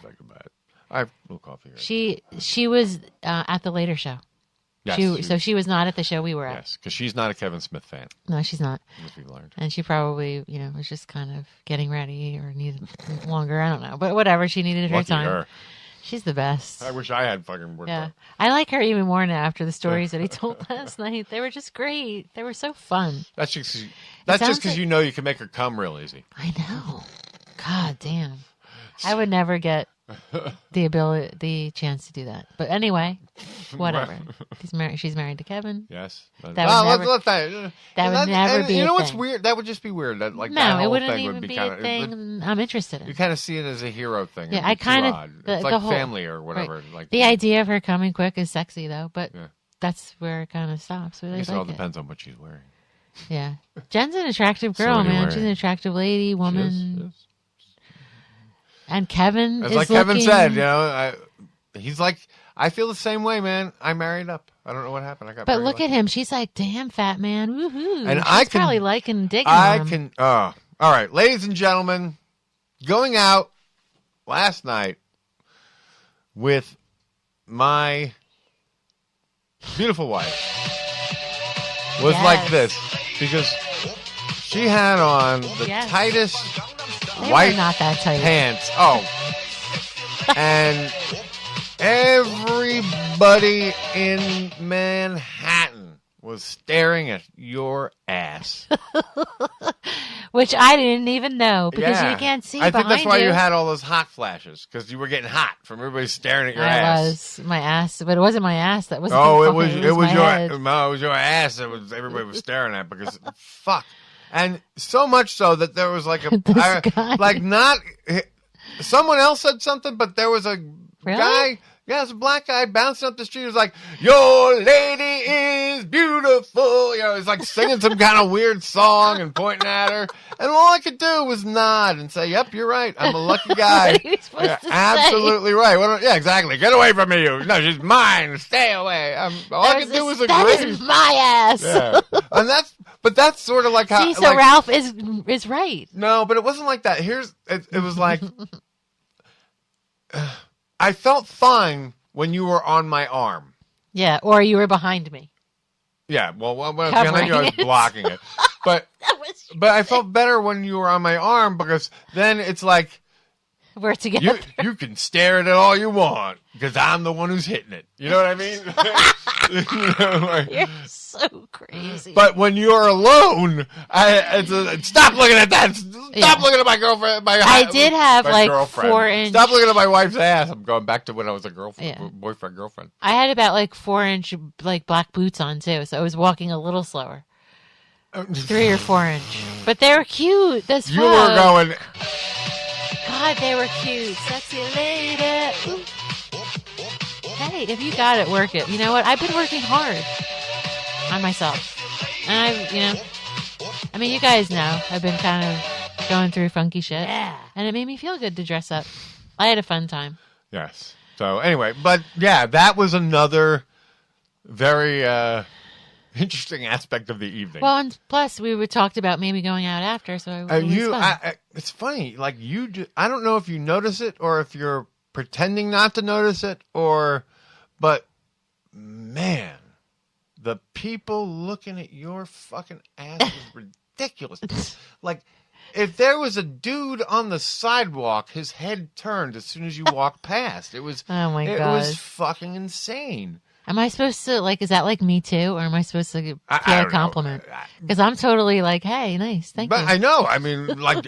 I don't know. It was something... That's how I am. It was fucking worth looking at. Yeah. Don't get me wrong. No, that's what I'm saying, when people voice it, that's when it gets a little crazy. The looking, I don't, because but here's the one I thing, look like, at people's asses that one too. dude who rolled up on you hadn't even seen your ass yet, because he was coming at it forward. So his head must have fucking exploded after he fucking went by and turned. Yeah, but he was one of those dudes. Now, if you guys have been in Manhattan, you know, there's always that guy. So the dude floating down the street could very well have been... His arms let's put it this way. His judgment could be impaired. His arms are above, like, the normal walking down the street. Yeah, and he had, like, a rolled-up something or other, too, that looked like a... Like a spliff or something. No, it was like a magazine or some kind like of some shit that he was, sort of like, pointing with. So that became, like, it was like, what's going on here? Jeez. And maybe he was singing into it, too, a little bit, too. It might have been. Like, yeah, but it was one... Yes, it was one of... So, you know, you got it. But really, what was going on was, it's not that... It's just that he was crazy enough to say what everybody wanted to. It was a pointer and a microphone at the same time. Well, no, he like he was singing to it on the way up, but then when he went to say "Your lady is beautiful," that's when he pointed with his microphone. With it. So like maybe he wanted you to sing into it too. And he was going to drop the mic. Yeah. He dropped the mic when he saw your ass. His head exploded. I'm sure he was going to drop his mic. Yeah, says he went back to his cardboard box. Oh, do you think he was homeless? I don't know. I'm just kidding. No, but a lot of people. But it was that sort of crazy New York guy. Listen, who I would not have been surprised to find out that he has homing issues. Right, and if you walk down housing issues, homing, he's not a homie. If you're walking down the street in Manhattan, like if you've been to Manhattan, you're walking down the street, down the street, if you're walking. If you've come to visit Manhattan, there's always someone crazy. There's crazy people in the city. Like somewhere. Yes. And walking And down, where you got to flailing go? their It's all arms, concrete. talking to themselves or talking at you, like happened last night. Yes. Voicing what he likes, because I do that shit too. But okay, you want to talk about, but like a little later, in Times Square, there was the dude talking to nobody, and picking a fight with him. He was picking a fight with himself, or the other dude inside himself. Yes, I don't know what he was picking a fight with hallucinations. Oh my God, that's now here's scary. the weird thing: I usually get singled out by those guys. I've been by drunks, by who are too drunk, and by psychos. Yeah, and there's only one reason why I can lead to believe why it's me, and it's because I'm 6'2", and so therefore there's that perception of, hey, big guy, oh, you're big, you think you're tough? They no, feel I'm intimidated. just tall. What the fuck did I do? They have like I just that, happen to be here. Yeah, they have like that Kevin Hart. I'm complex. happening by. That little man complex. Yes, I don't notice I'm tall, dipshit. Yeah, it's more like they feel like they and have. Just because I'm tall doesn't mean I'm some big moo who can kick people's asses. No. Yeah, you're a softie. You wouldn't be able to do that. Yeah, no, not me. Actually, no, you could. Now that I think about it. It would all depend on situation. But if threatened, suddenly 6'2", right? You know. No, because and you've all my taught weight me. come You've back. taught me certain moves that you would probably do the same thing. That would My belief hurt is someone. if you're ever going to be physical, there's only one reason to be, and so you shouldn't waste time with fighting. No, that's what I mean. Like you've taught me You certain should things. try and kill that person and you've as taught fast as more possible. things Yes. that, like, if anyone comes up on her, the guy's dead basically in like 5 seconds. Well, I don't know that because you would have to do it, and you never know because not everything is simple. That's true. Well, the intent is for the person to be dead quick. I mean, for a woman, yeah, you guys are fucked. You really have to almost treat every interaction as like potential hostile if it's a stranger. Now, see, and the thing that we were always taught, like growing up, No, was you never go go for for a the guy. balls. Never. Not because now a guy knows you're going for the balls. Every Why would predator you do that? knows to protect his balls. Many wear cups. Really? Yeah. Ew. Yeah, because they know. That woman, yeah. Because someone whose intent is to cause harm. See, we're not used to dealing with that in regular life, because most of the time. So that's why, like, a Donald Trump is such a shock to everybody. Because our natural instinct is not to want to cause harm. Yeah. But then you get a douchebag who, that's not on his agenda. Yeah. Matter He of fact, clearly wants to harm people. Matter of fact, his agenda is to cause harm. Right. Of course it's to cause harm. He's being blackmailed or just partnered with Putin. Oh my God, who is like the and worst? Thank you, Bill Mahr, for coming out and saying it. Oh my finally. God, Bill Mahr. Thank you, Bill Mahr, for saying one truth on the last thing. Yes. He said, it's so, and he said, it's so obvious. He followed it up by saying, he said, it's clear that Donald Trump is being blackmailed by Putin. I wonder how long he's felt that way. It's so obvious. Because I felt that way for a while. I don't know. The only is it blackmail or how much of it is almost willingness on Trump's part? Like a willing how much is blackmail and how much is I wonder. I think it's a little of both. I think I think Trump is a willing fucking dictator wannabe Putin. I think bitch. Trump's scared. I don't think. I think there's a lot of fear there. Gene, he's a sociopath. They don't get scared. Well, I'm sure they get. Everybody gets the emotion. Everyone has fear, right? But it's how they react to it, I guess, or something. I don't know.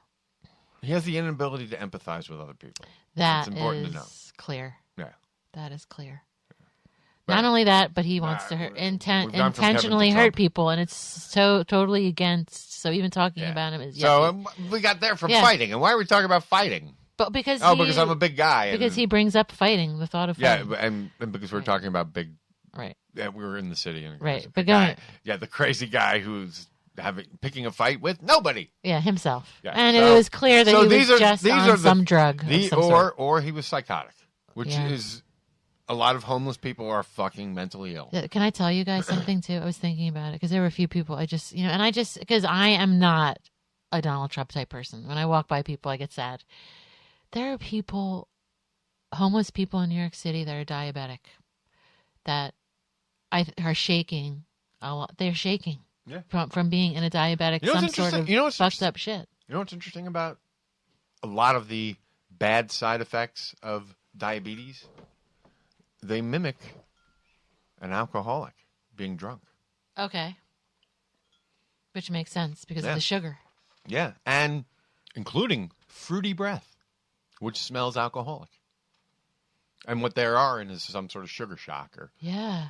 But I just feel like, because there is a couple of people, I'm like, this is like people that are not medicated. Oh, fuck. And they're just like on the all street. kinds of shit. Yeah, well, if you don't have a home, what are your chances of getting to a doctor? I know, but these people need a doctor. And if you have diabetes, as a diabetic, folks, you know what?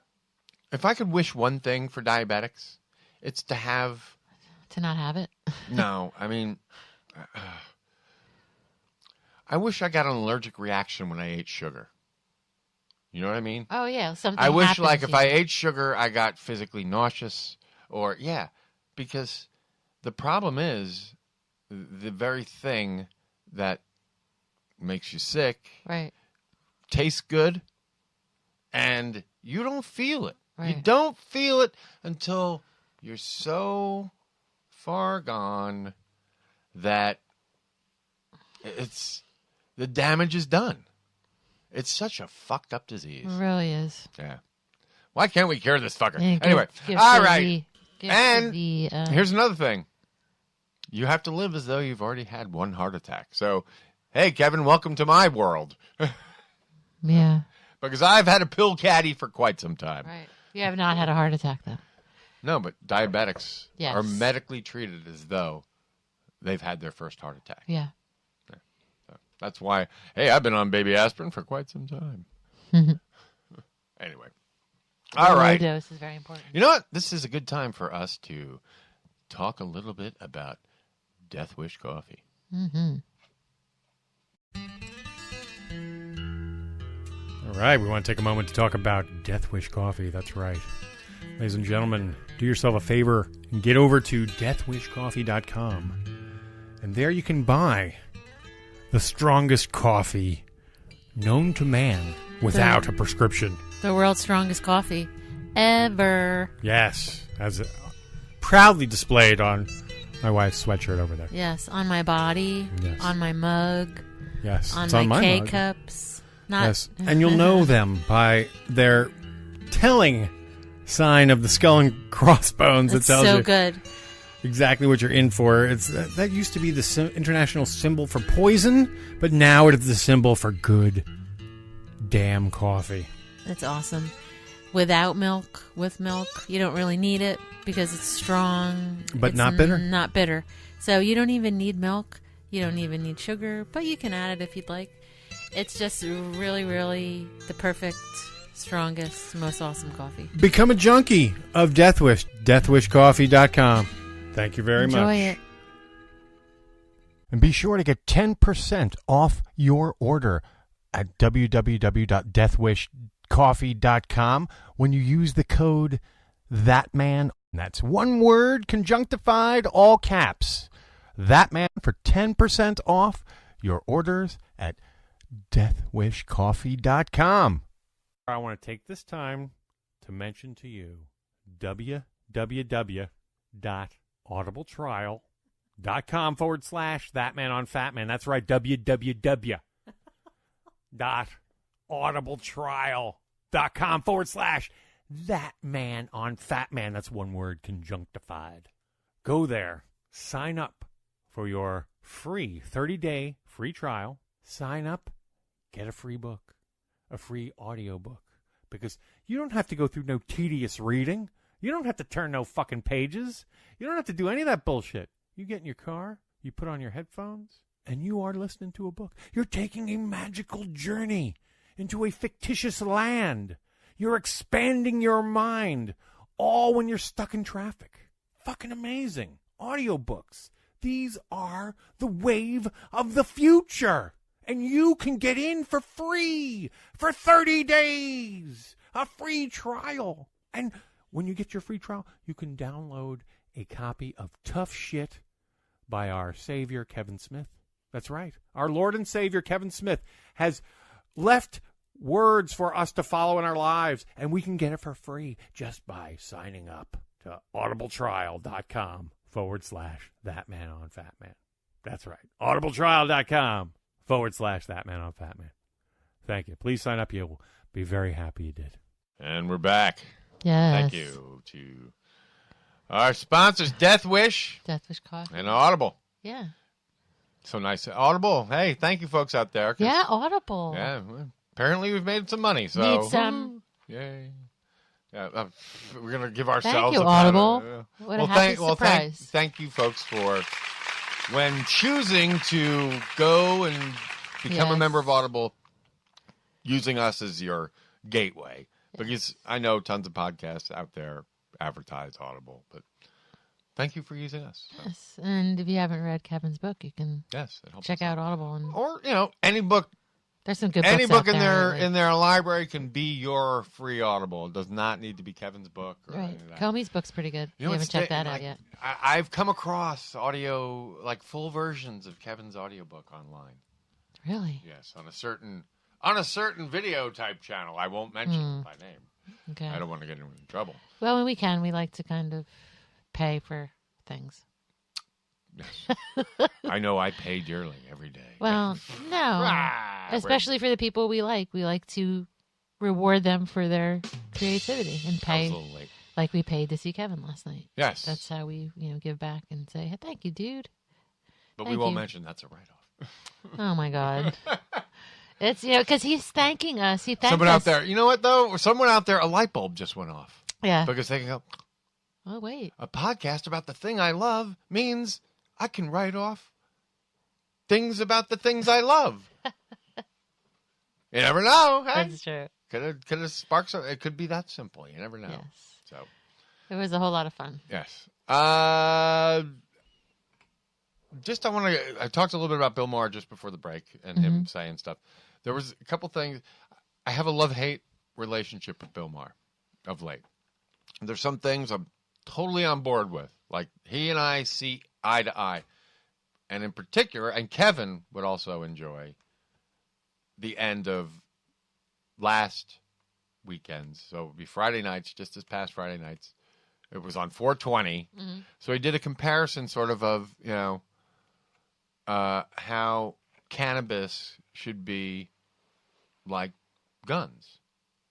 And I've always kind of felt it's like, yeah, this is tangible. This is real. And he even talked about one-issue voters. And if you were a one-issue voter, I even remember back, there was a time where I was like, well, what is something seriously that would make, this is back in the election when everything was still in theory. I was like, well, what would be the one thing that would make me seriously consider Donald Trump as president voting? And if he came out and he was like Mr. Cannabis, I would seriously have to think about it. Oh, yeah. That would have been the one issue that I would seriously have to say, you know what? It really changes everything. That's a game changer. Yeah, because it is. It removes criminality for so many Americans out there.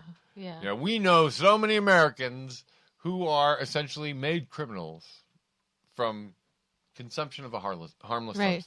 I mean, it is true. Like we talk about, the medical and how important it is for people that are sick and the pain. But there's people that are incarcerated. Yeah. Oh, fuck. For just the teeniest bit. But think about this. Think about this.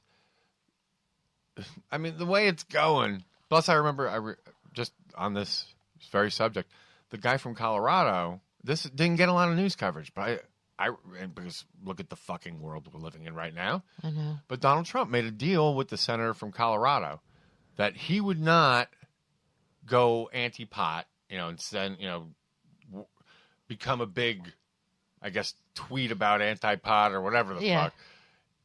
If this guy essentially didn't block any more Trump's judges or whatever, or his appointments. So they came to a resolution. So essentially what that says is he's not going to go after states' rights in pot. No. Which is a good thing for the pot. Well, I like how they were able to work that out like that. Yeah, I mean, is a that little rough? no, But okay. it is rough? Yeah, I don't know. Here's why I think that's fucking stupid to begin with. Why should they have had to work it out? Trump is a states' rights guy. All these fucking bullshit lying. They're states' rights guys when it's about them wanting to maintain racism and all those kind of shit. Right. But when it like works against them somehow, and I don't even know how this works against them. I don't either. I mean, look at Boner's even on board now. Here's the only reason Boehner, sorry, that weed could be perceived as something fearful, other than if you just take for. If you believe bullshit, obviously, then you could think it's the most dangerous substance in the world, blah, blah, blah, blah, blah. But all recent, real medical evidence shows it's harmless. And matter of fact, not only is it harmless, it may be beneficial. Right.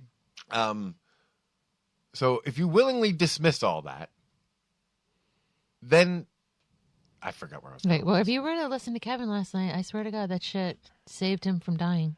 Yeah, that was very key. That was very Dude, spoilers. Yeah. 80%. Yeah. Only 20% survive. 80% of the people that have a widowmaker blockage of 100%. Yeah, only 20% survive. See, I don't know what, like last night, I know I've heard him say 100% blockage, but he said it last night. Yeah, and for some reason, it just like made me like... Well, when I'm thinking, just because he said it and he's there in front of you, what comes to my mind is like, how does that even happen? You're like, a miracle, dude. Yeah, like how did it get to be 100%? Like, did it just become 100% that day? You know, was it 99.99% the day before? But what we do know, because he said it, like that doctor is like, we need to get you in now. Yeah. Like this needs to be fixed now. They weren't waiting any longer. Exactly. So if it happened yesterday that's or a doctors month know ago, the difference between Kevin, not one. Right. People He to say doesn't dick. sound like as congested anymore. Like more, it's like as like phlegmy or coffee. Maybe wow, as much. Now you're hearing things that I didn't even hear. No, I mean, just he just seemed in a good mood. Yeah, good dude in a loose mood. Yeah, he sounds really good. Yeah, I don't know. Maybe in the podcast more. I just notice him being like coffee and phlegmy and stuff because he's smoking. But that could be it. Maybe that's the reason because he's smoking. He just coughs a lot. Yeah. Forget what I was going to say. Bill Mahr. Right. Going back to Bill Mahr. Yes. Sorry. So yeah, there's this love-hate relationship I have with Bill Mahr. But like. Last show, they did that great last bit. He said, again, he's the first guy on record to come out and say publicly on a news media or some sort of media that it's clear this guy is fucking being blackmailed by Putin. Yeah. It's so obvious. Bill Mahr actually said it out loud. Yeah. What everyone... I know. What everyone's been thinking. Thank you, God. Or what all the media say privately. Yeah. I don't know how that's benefiting anyone, saying it privately. Anyway. But there's another thing that I think Bill Mahr is way off on. And the reason he's way off on is because it kind of hits his bottom line, or has the potential to hit his bottom line. Oh, my God, yeah. Okay. I want to go into this a little bit because it pisses me off. And Bill Mahr, I sort of challenge you on this one. And not that you'll ever hear this, but you never fucking know. It is the internet. Maybe I'll put this clip out as the Bill Mahr challenge. Hashtag Bill Mahr. I would never challenge Bill Mahr. He's too scary. Fuck him. You know what? On this issue, fuck him because he's a little pussy. I don't know. He doesn't back down, man. I think he's a little bulldog. No, fuck him. Mm-mm. On this one, he has not thought it through enough. Okay. And just doesn't get it. Are you saying this to try to change his mind, or are you saying? I hope so. Okay. I hope I change his mind, but I doubt it. Because he's just going to get defensive and pissed off. Of course, because essentially what he's afraid of is losing bookings. That's why this is an issue. So let's talk about the so-called politically incorrect bullshit. Okay. Now, my belief is very simple. If you are having problems with comedy and that wherein, you feel like you can't do the work you want to do because of this perception of politically correct audiences, Okay. like in colleges or wherever the fuck, then I submit to you, comedian presenting that opinion, that in fact it is not the audience. In fact, the problem is you're not clever or funny, or both. You're either not funny in that what you think is funny is no longer funny. You know, you've fallen out of, your humor is old. Now, and if you think that that's not possible, I ask you to go back and watch, like, I don't know, any old fucking black and white comedies from the 30s in particular. Oh, we're going back that far? Yeah, sure, because you will see comedy has fucking changed. Oh, evolution. Things have changed. They've evolved. Yeah, you're not necessarily going to be as fucking entertained by like one guy bonking another guy on the head with a hammer, with a funky. Yeah, after a while, the slapstick loses its. That's a change. People become more sophisticated because humor is tied to intelligence. Absolutely, I think Bill Maher is very intelligent, though. I agree, but I think now, that religious movie was funny. What was it called? Now where they're all getting, and he had this fucking nudnik. Nudnik. Yeah, total fucking nudnik. Who is that again? He's having he likes having these controversial figures on who vaguely like. He identifies with them on one issue. Yeah, I'm not remembering the dude when you say it. Who the fuck cares? You know who may well have been? Dr. William Marston, the guy spewing bullshit and tried to shut down the comics industry. Listen, and Alex. This guy was a fraud. This guy was just essentially, posing his opinion as some sort of medical thing. Mm-hmm. And instant sign of a bad therapist is when you talk in you statements. Oh my God. And I've learned that because I've been in therapy. You never say you. Yeah, always is I. Yeah, we know that just from fucking, just becoming better people. Well, just being I mean, you just know that you don't point the finger at people. When you talk in you statements, what you do is you put another person on guard and they will never fucking listen to you. No. Like, damn, do I do anything right? You. Yeah. So, but if you can talk about yourself, right, you can usually identify with people. Right. There's a difference. So if you talk about those incidents happening to you,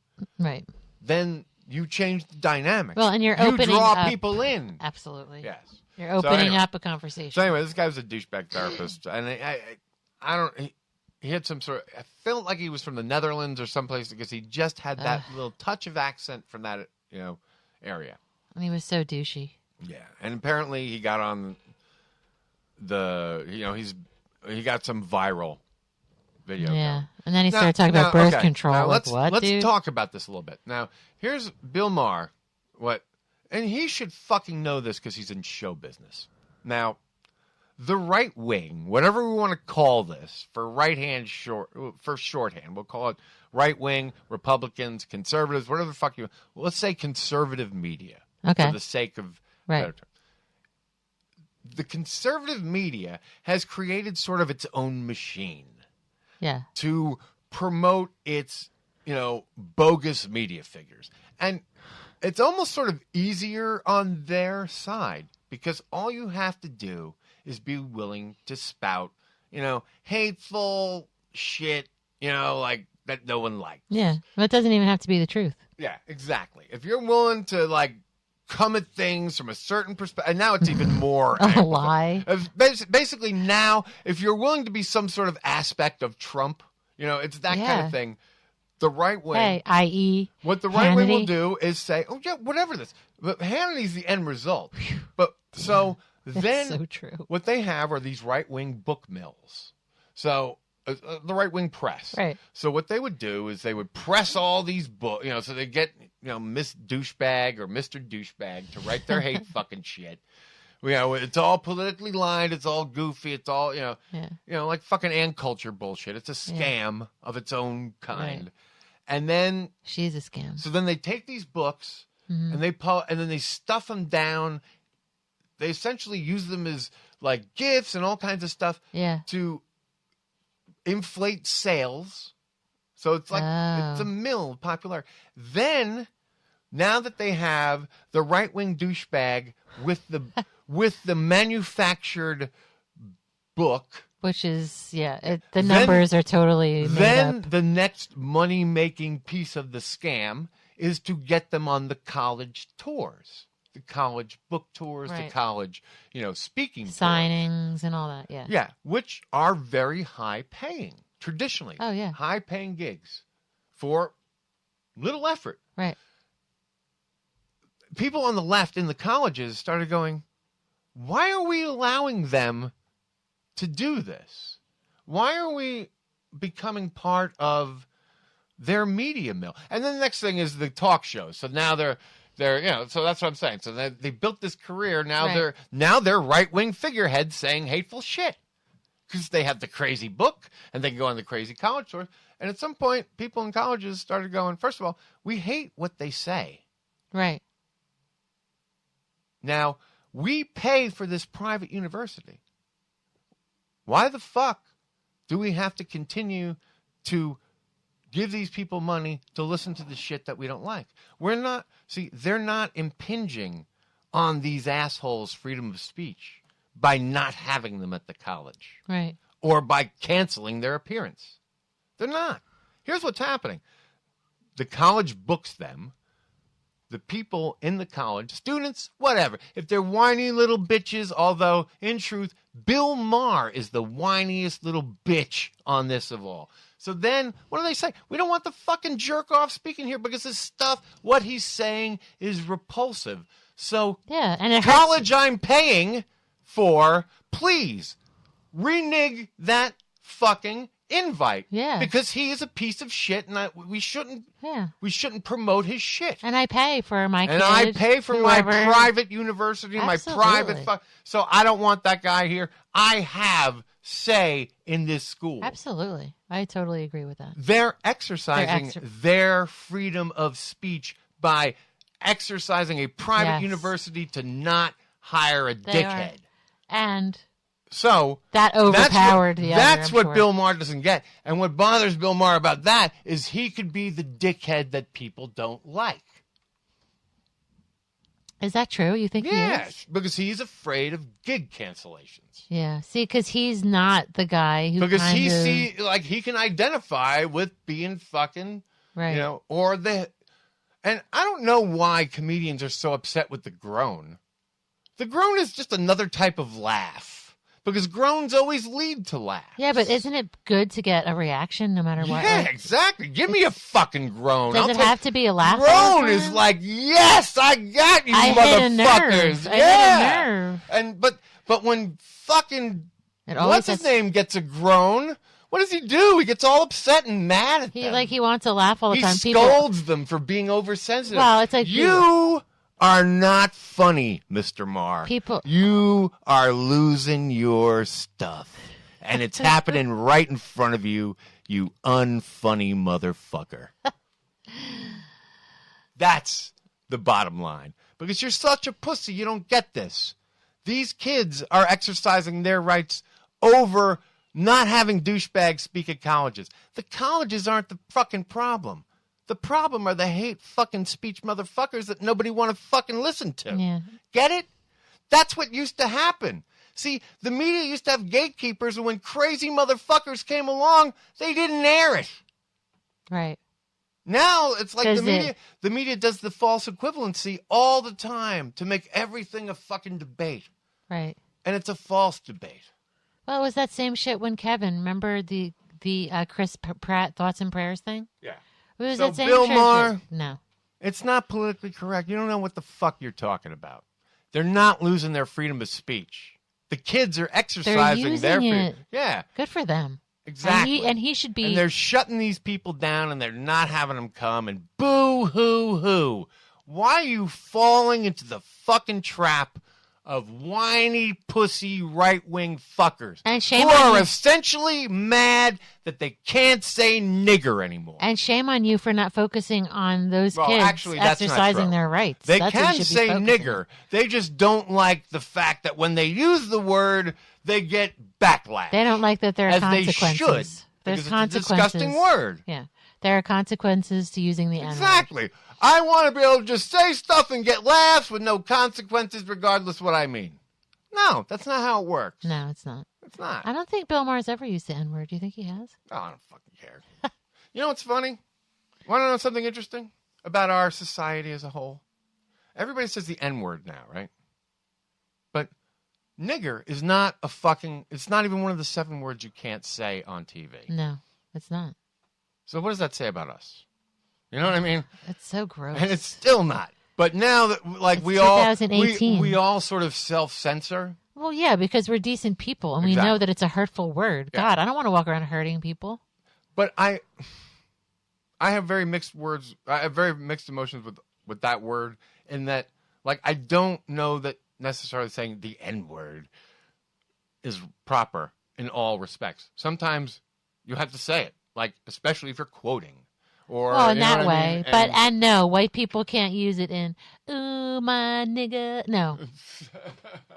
When white people use it, it's used to be mean. Well, yes. But it's hang on. There is the whole debate over N-word in songs and white Drake, people singing when I'm it in and my all that car stuff. singing Drake, I'm singing that N-word loud and clear. It's a white N-word, too. So odd. Odd. But I don't mean anything. I'm just saying the word because I'm singing along. I'm singing along with Drake. We're singing the N-word together. And I've heard black people say, You're not supposed to. You're not allowed to sing that. But I wouldn't do it with a black person in the car. Or, I mean, does that say about us? I don't even do it with Maura in the car because she's like, Mom, you're not supposed to say it. Like, you're supposed to say something else. Like, yeah, but I know Maura sings it. You're supposed to say dude, which I is know the. Maura sings it. I guess dude is more the white version of. I don't know. But that doesn't even have enough syllables. No, it doesn't. But I am a 2-syllable word. Clearly, you cannot use dude in the place of nigga. Oh my God, we're saying the word. Well, I mean, but yeah, see, there is a place because you had to know if I said the N-word has many more syllables. Yeah, you're supposed to just let that word go by and not sing along to it. You're supposed to say, yeah, and then just hum along. But it is a thing. See, again, I want to talk about context. Yes. Just for the sake of discussion, we've used the N-word several times during this bit. And well, yeah, for a reason. It's context. Absolutely. I think we've been pretty funny, and I think we've also been pretty respectful. You know what I mean? Well, yeah, we're telling people that if it's used properly, it can be used. So when I hear comedians bitch and whine, there should be nothing, no word, no anything that you can't say if you know what you're doing. Right. If you have sensitivity to certain... Oh, all comedy has to be insensitive now? That's the other thing, too. Like, it's always the insensitive motherfuckers who are bitching that their comedy isn't getting laughs and getting shunned. But is it well, because why the fuck do you think that is, idiot? Maybe you're not fucking funny anymore. Right. Maybe your humor is out of touch, much like slapstick of old. Your racist comedy of saying the N-word is no longer appreciated. Right. No, but it could be other words, or racial too, stereotypes, or whatever, making fun of faggots, or whatever the fuck is on your agenda nowadays that doesn't fit in. You can't make lists. You can't mock people that are different because people are less tolerant of that shit. You know what I find, though? When people do that, they apologize, like, very quickly. Yes. I found, and I am appreciative of that. I mean, here's another thing. Hey, if you're I apologizing, still use the word retard. I can't stop. It's too ingrained. It is a name. What's weird is when we were kids, that was a soft word. Right. That was like an insult you could get away with hurling at someone because it wasn't shit, piss, cock, cunt, motherfucker, tits. Okay, now I'm going to ask you as a comedian, do you think you should alter your use of that word? Which word? Retard. I'm going back to there is absolutely no word that you should be able to not. You should not be able to not use any word. Okay, it's in the context you're saying. Context. Okay. Context. And you've never said it to be mean towards two people. And clearly, right?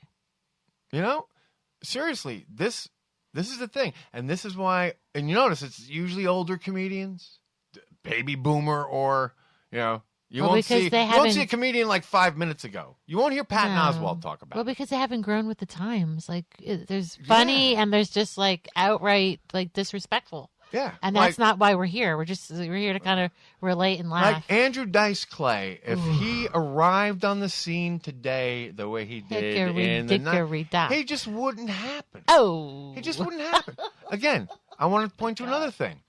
Go back from look at classic Howard Stern. The guy uses gook. The guy uses the word gook like it was nothing. He spanks women on the well, air. That's not a big deal. No, but it's true. But using the word gook for no fucking reason other than to like shock. Yeah. Like that is like using the N-word just to shock. Yeah, and gook, like back then and now, is still bad. It's like a horrible spick. word. It's a horrible word. Oh, you know stop saying I mean? these words. I'm just. I know. I want to be clear on this. This is what got said. But back then there was some sort of pecking order. Like you couldn't have said the N-word. He couldn't have done that with with black people and the N-word, but for some reason that one was okay. There might have been some complaints, probably some boycotts, but in general, everyone was like, gook, okay, and there was I'll let it fly. Yeah, and there was a wetback thrown in there, but I mean, God, it's true. I'm laughing, but it's true. That was used as well. Yeah, I know. So you could get it was a weird time, but those days are over because you know what? Right. More people want a piece of the pie. It's time to practice shit that we're preaching, all kinds of stuff. Right. And people don't want to be in the closet anymore. I know that if you hate gay people, that's a big bother to you. Yeah. But that's it's inclusive and not exclusive. Hey, you know what? Speaking of fucking quote unquote politically correct comedians who still manage to be incredibly funny. Last night, we're standing on the corner. Oh, my God, I know, right? Of 40th and 8th. And, we were doing our thing. And there, I want to don't interrupt. Because, in a sense, you totally confirmed what I knew. Well, later, because I had to rewind the whole thing. Yes, okay. Yeah, it was weird because, there was some sort of weird freak out involved. But, okay. So gee, we're talking. We're waiting for the light, and we're gonna cross. Yeah, we're at the corner. It was a beautiful night. We're at the very corner, and I turn and it was to your back. So she was to your back, or she was behind you. Right. But so we're pivoting and turning, and I clearly see right behind Jean, Sarah Silverman. Okay. Literally, feet away. Her face must have been right there, because I did see her face. Yeah, okay. So, and I'm going to describe the very short, nonverbal, weird exchange that I experienced. It was very interesting. So, first of all, I have stickers in my pocket and shit, but, the way things have, everything happens so weird. And like I was saying to Gene, when you see them in reality, there's something almost uncanny valley about it. You're processing. Right, yeah. You're like, that's a person that I've only ever seen on TV before. Right, or on Instagram. Yeah, or whatever. I've never seen in person, and there they are. So it's is that person? Right. You're kind of processing. Right. She looked in my eyes and saw me doing that. See, now that's why Kevin doesn't look in the eyes of people, because there's a thing there now. But here is what I saw.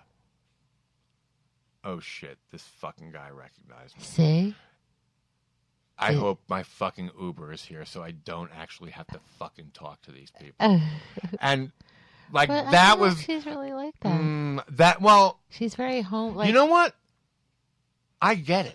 Because at that moment, imagine if your life is nothing but people stopping you on corners. Yeah, at that moment, she was not in that sort of zone. She wanted to get in her Uber. Well, she had someone to go, or she didn't want to be there, whatever the case may be. If she was more cash, maybe she would have. And I just looked right at her, and finally, the only thing that processed, as I see her now walking past Jean very quickly, and having had this little moment, was, oh my God. And then she jumped in her Uber and was gone. Right. And then I said, but you said that was not Sarah Silverman. So even before I said a fucking thing, that's how I knew that was Sarah Silverman. Oh my God. That was not just Sarah. You got all angry about it. Like, I don't know why you got kind of. You know what it was? Because I thought she was going to be different. She was smaller, but she wasn't small. She's about like 5'6", 5'7", but she must have been hunched over running towards the Uber. Well, I mean, everyone's shorter than me, so it would have been the angle of the sidewalk at 6'2", most people were shorter than me, so that always takes me aback whenever like that was like the guy from fucking Watchmen, the guy who played the fucking owl. Oh yeah. Night Owl or whatever. Yeah. He seemed small to me. Oh, at the Montclair Film Festival. Yeah. And just like so. Well, this woman was definitely taller than me. Yeah. But this woman. It was her. Yeah. It had to have been her. Yeah. And then it was totally her. When I saw, trust me, it was. Oh shit! He recognized me. Yeah. It was that kind of look like. Yeah. It was like, not again. Right. Like, fuck! I just want to get the fuck out of here. It was right. that. I didn't lock eyes. It was that kind of vibe. I didn't lock eyes with her, but I saw kind of a brief. Then I was. It was a bit. It's like she looked like her so much. It had to. I mean, it was her. It was her. There was no. Yeah. Unless we find out that she's in L.A., right? Or she was in L.A. yesterday. There is little doubt, and the thing that confirmed it was you saying. That wasn't her. Yeah. Because, it was wasn't like uncanny. Sarah Silverman. It was uncanny. I'm like, that was fucking Uber? Sarah Silverman. Yeah. That she Uber jumped was in the ready car. for her. I assumed that was an Uber. Yeah. Yeah. The other thing I noticed? A lot of makeup. A lot of makeup. Okay. I'm just saying. Maybe she came from a shoot. Who knows? Yeah. Which would make sense because they would have piled it on. Yeah. She doesn't need it. I mean, we've seen her on the comedians in cars getting coffee, and that was that. I mean, because I like Sarah Silverman, so I'm not going to. What they do is just pick her up, and that's the only reason I was kind of like there was that bit of a look like, oh fuck, I'm going to be annoyed by another fan. Yeah, but I don't know. Yeah, I guess. But she's here's what I will human. say. I understand that. I can get that. Yeah. Like, if you're, that must get annoying. I'm the one guy who caught the bad vibe because I could have been the 10th person today to have done that. Well, and she doesn't, when you see her, and she didn't tell me to fuck off or anything. There was no words came out of her She was mouth. just having a human moment. It was all in her eyes. Well, and it was almost like she was sighing. She's like, fuck, I got recognized. She was sighing with her eyes. She was like, ugh. She's like, fuck, I got recognized. I can't even get down the street. And you know what? It's human. She didn't act on it. She was just like, damn, this sucks. All of us have that. I almost made it to my fucking car. Because she's not like a sucky person. She's pretty awesome person. Yeah. And she's the type that... The only thing I think I would have done was grab a fucking sticker and give it to her. Yeah, she's fun. In the fucking moment. Yeah. And she talks to, that's her... and then if she stopped, hey, you want to be on the show? Her whole show now, I forget what it's on now. Yeah, is it on... It's very political. But it's like she talks to Trump supporters and understands. She wants to get it. And she's very it's very something loving. that I've always sort of felt. Yeah. And also, what's his name? The guy from Flint. Roger Moore? Michael Moore. Michael Moore. Roger Moore. And Roger and Me was his first name. Roger and Me, yes. He's very much like, we talk to ourselves too much. God, it does make sense, but The problem, and that could be a problem, it used to be we would share ideas, and it's the sharing of ideas that makes you question your own and make sure that, your beliefs, you may walk away with firmer beliefs. Right. As a result of it. The key, though, is for both people to be open, and that's the problem. Yeah. It's like, and I'm not saying that it's only that's the what left that's what they open. keep calling tribalism. Right. You know what? You're doing what a lot of people do. That false bullshit equivalency. Dude, me? I am? Yes. Because the Democrats and the liberals and all that shit are far more open-minded. Well, yeah, in general. It's just part of the philosophy. We care about social issues and all that shit. Well, we are social issues. In a sense, it's kind of part of science. You can't fucking, come up with a valid opinion unless you do some compare and contrast. Right. So. The pluses and the minuses. Yeah. I learned that a long time ago. It's like the basics, too. That's what's mind-boggling about all of this. The basics in life, how to treat people, is gone out the window and down to the toilet. All right, so Bill Mahr, that's my challenge to you. I think that maybe you're just not funny. And I would, sure, you can have, I'll openly talk about it on your show. And But he has some moments that he's really funny. He has some real shitty, he had some other, like, no-nothing yes on. Why not have me on to challenge? His monologues are funny. Sometimes. That's, again, I say I have a love-hate relationship. I know. It's hit or miss with him. I am also a fucking atheist. But I'm not an atheist who's, like, so obsessed I have to wipe God from my fucking lexicon. You know, I'll say... Right. Is that the way he is? I don't think he is. I think he's kind of with me on that one. Right. Well, he did What was the name of that movie? Religiosity. Religiosity. I love that movie. That was a great movie. Some places he gets a little too kooky with it. See, now he kind of because, did... again, so a bit of my atheism is of that school where, you know, that old line, I don't speak French. Right. But I don't need you to, you know, I don't have to go around telling everybody. You know, yeah, that's sort no of one like, cares, really. Yeah, I don't believe in God. And since I don't believe in him, there's no reason to, you know, why do you go around expounding about a non-belief? I know. It just isn't. You know if it what I doesn't mean? exist, what are you talking about? Yeah, why are and we? And why? Yeah, are you it's talking such about a nothing? weird thing. It's like I'm walking around trying to disprove. You know, it's like Comey when Trump asked him, "Can you disprove that I paid the hookah pee story?" Disprove? Yeah, exactly. It's like I don't think you can really. It's very hard to disprove something if it doesn't exist. So fucked up because you know that dude was in the room watching. Again, the 99% there, or the 1%, even if there's a 1% chance. Oh my God! The What fact 1% chance is... would there be that my fucking wife would think I watch hookers pee on people? On themselves, on each other. Yeah, other. Not on him because he's a germaphobe. Because you and Danielle Ryan really got upset about that. Yeah. All right, well... yeah, anyone should. We're far flung. Anyone should if they care about, you know, we like did get to, decency. I'm glad we got to the Sarah Silverman, little Sarah Silverman thing. Yes, there. yes. So and Sarah Silverman... She was horrified that another fan might But there is a Sarah Silverman, Bill Mahr connection because she's been on the show and she's brilliant on the show. Exactly. So it all comes together. Yes, I love Sarah Silverman. And Bill Mahr in Religiosity is doing a very similar Sarah Silverman because he's connecting with the public too in that, I mean, it's more of a documentary style, what he's doing. But you know what's funny? Usually by now, you know whose name would have came up in the past?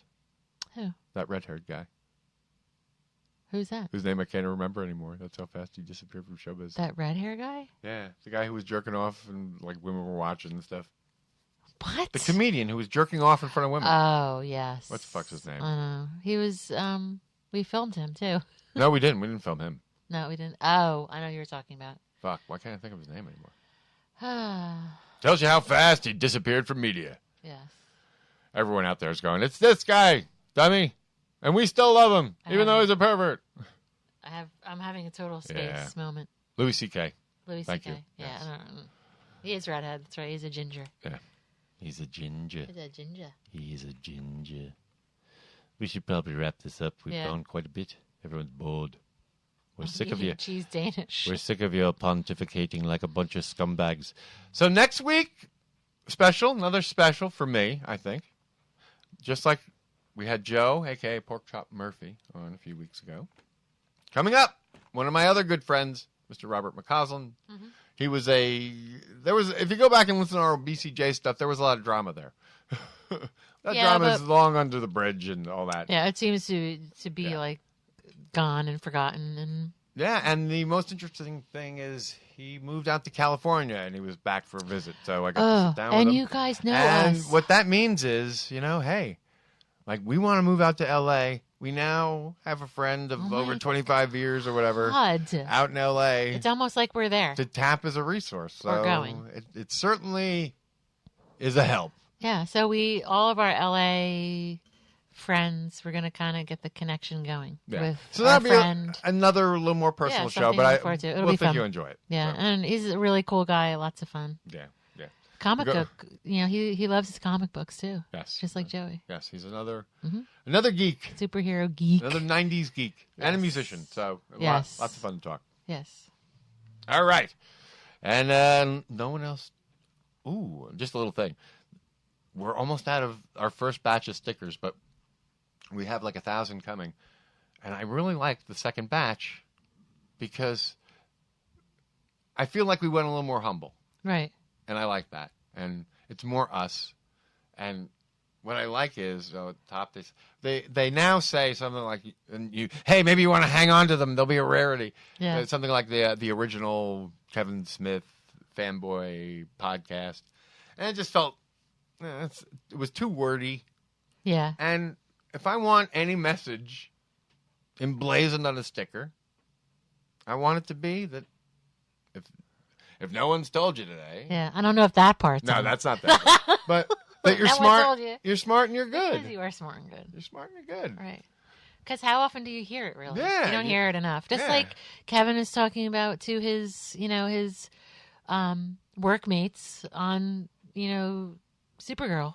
Yeah. You're important. Yeah, giving them exactly. giving them feedback. Giving them a sticker. Yeah, and giving them a sticker. Ironically. So it all See? ties the room together. And that is what... Oh, wait, we forgot to talk about when Kevin... The whole sticker thing is funny. Yeah, and it's funny because we Oh, didn't yes, we didn't even talk talk about about the end of the show. We really need to. All right, so... We'll wrap it up using the all story. Right. Kevin's done. He's about to get off stage. I'm going to need to add a little bit to this because the guy was right next to me. And the only thing I was hoping for, traditionally you would go off, I guess there it would be stage left or whatever. Yeah, it would be stage. Right. No, stage right. But Caroline's is different. Yeah, and because it's a small stage, I'm hoping that he's going to come up our aisle. He totally did. And he did. And so I was like, good, I can give him the sticker. It was so sweet. Maybe I can even get him to sign the book, but I wasn't even prepared to push it at that But point. your Because number one was to give him the sticker. I wanted to give him the sticker. Yeah. Because he can just grab it, too. That's not anything he's got to really... And I would get to tie... which I did, but I just... Because of all the commotion... Don't worry, guys. It didn't You'll land. hear it in a second. It just didn't land. Because it just... So he starts to step down from the stage. The first guy shakes his hand, and I'm surprised that guy didn't fall over. He's trying to shake hands and move fast. Well, you yeah. can tell. And he's smiling and moving. And here's another thing that I've kind of learned now, and I know this, but understand. Kevin has talked about it even on the show. I just don't know how many people process. Almost like the worst time for Kevin to be accosted by people is right after a show, because right after a show, you're going through a multitude of energy. You're probably a little high from a good performance. Well, his endorphins were going. And he has another show, too. But you're also kind of drained. Well, yeah, and he probably wants to smoke a little bit, too, to get ready for the next show. That, too. He's like, damn, let me get up there wherever that fucking green room is so I can get some... So... some smoke. What I've kind of learned now is the green room guest is not really necessarily always the most welcome, if you know what I mean. It's just like... I know. And that's okay. And it's okay to give the man his space now, because it is. He's been more than fucking. I was so excited, and I kind of. So I try and nowadays I try and support. So I got the urgency, and I was getting the fuck out of the way. Yeah, I kind of hugged and kind of hung on a little bit, but that was okay. Well, no, because you had no choice of what was going on. Guys, so okay, so he goes past the first one, shakes his hand. The second guy, who's really drunk, is the guy next to me. No, I need to add and something. very big. He's like my size, but wider. The guy was sweet, smiling. Because I mean, I saw his profile. He turned around a couple times because we were kind of engaging. Yes, not with Kevin fans, you kind of just engage.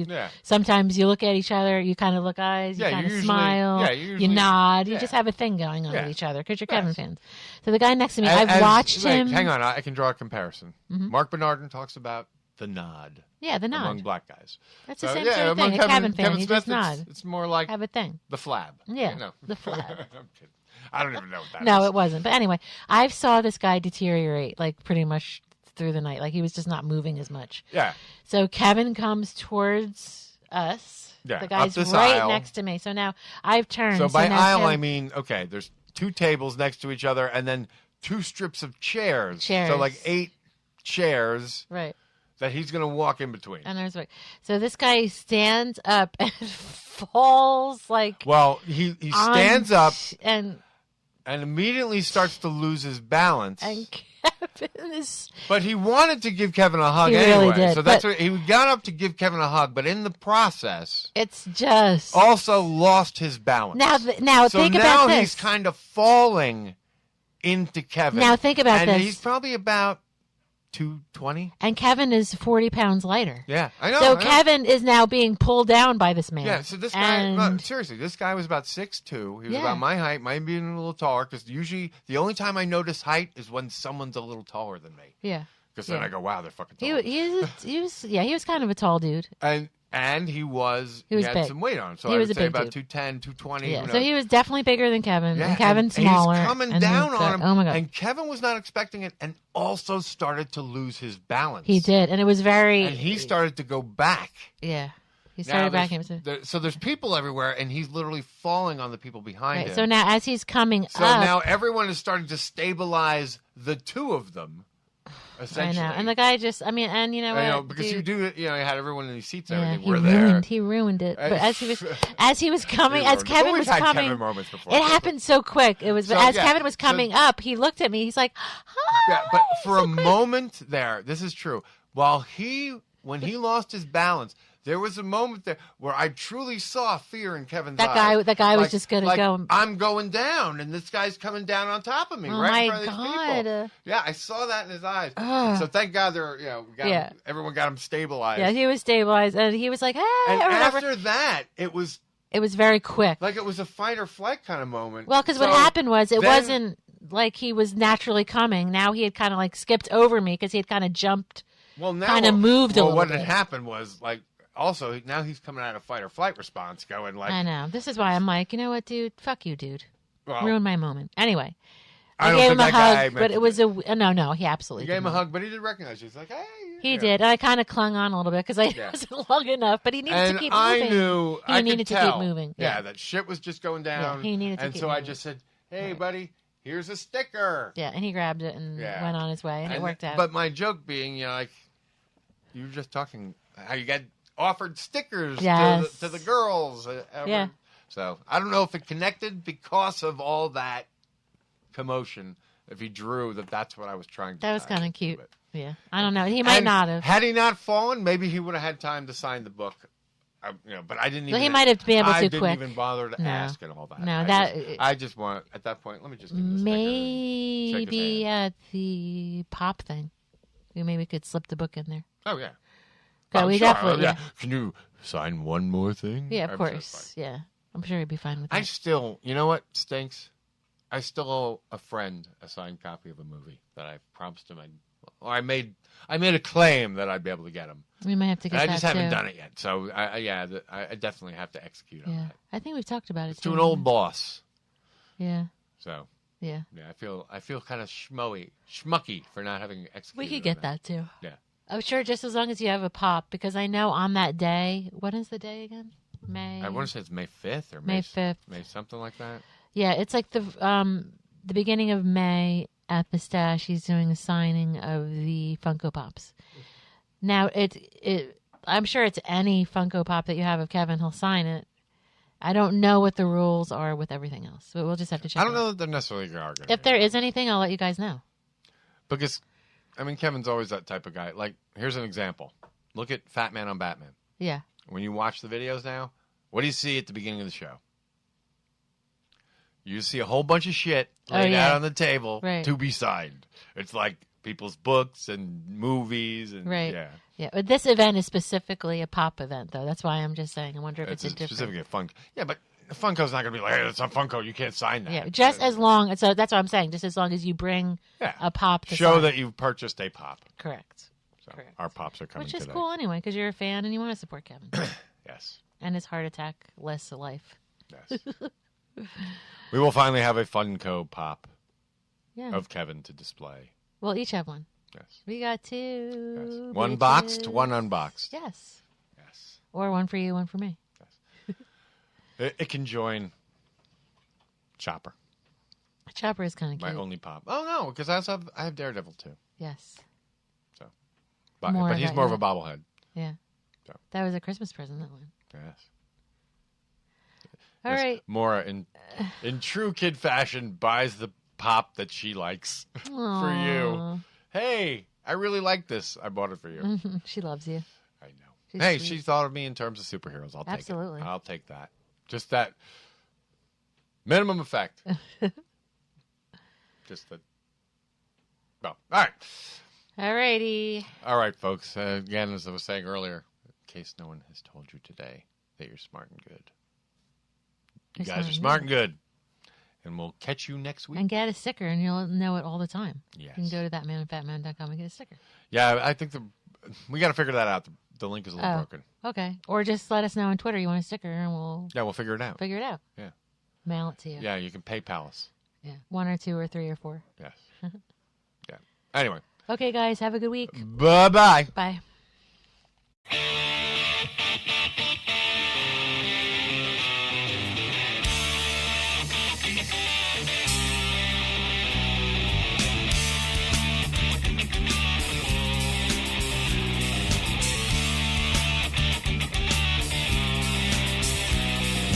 Lying on the barren floor and staring out in space, looking for an angel smile and praying for some faith.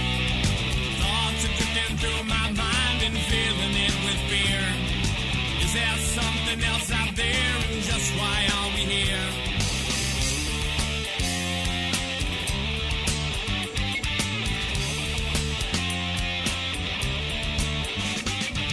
Then I see the world will turn and we must be its guide. Crazy dreams and nonsense schemes, dawn comes we must reply. Powers from our mother earth, they'll blow us to our knees. While our souls do bind as one, come join us if you please, if you please.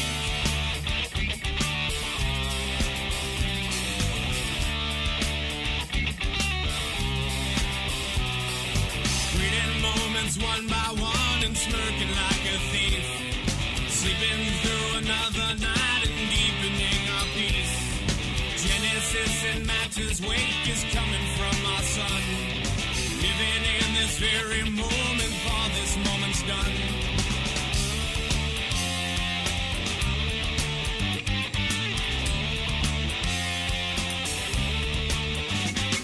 But now I see the dawn will come and we are all its guide.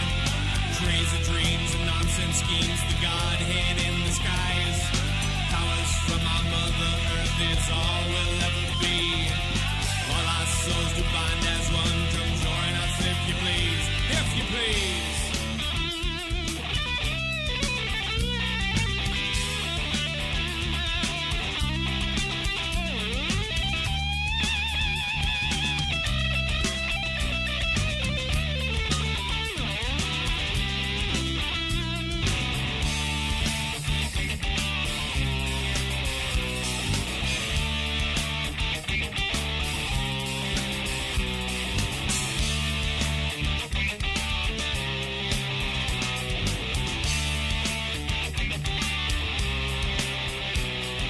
Join another person's eyes, we worship at our shrine.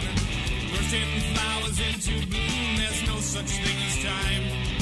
Powers from our mother earth will blow us to our knees. Twisting, turning, minds are burning, join us if you please.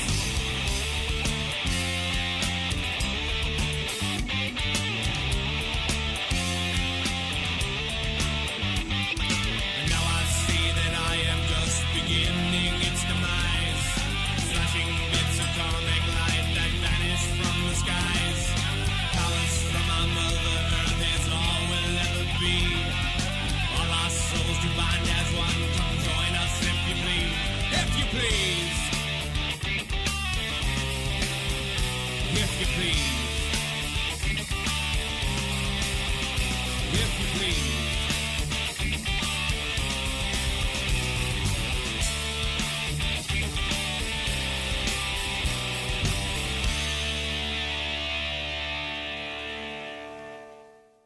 There he is. It's that man standing over Blood Alley Square, protecting us all.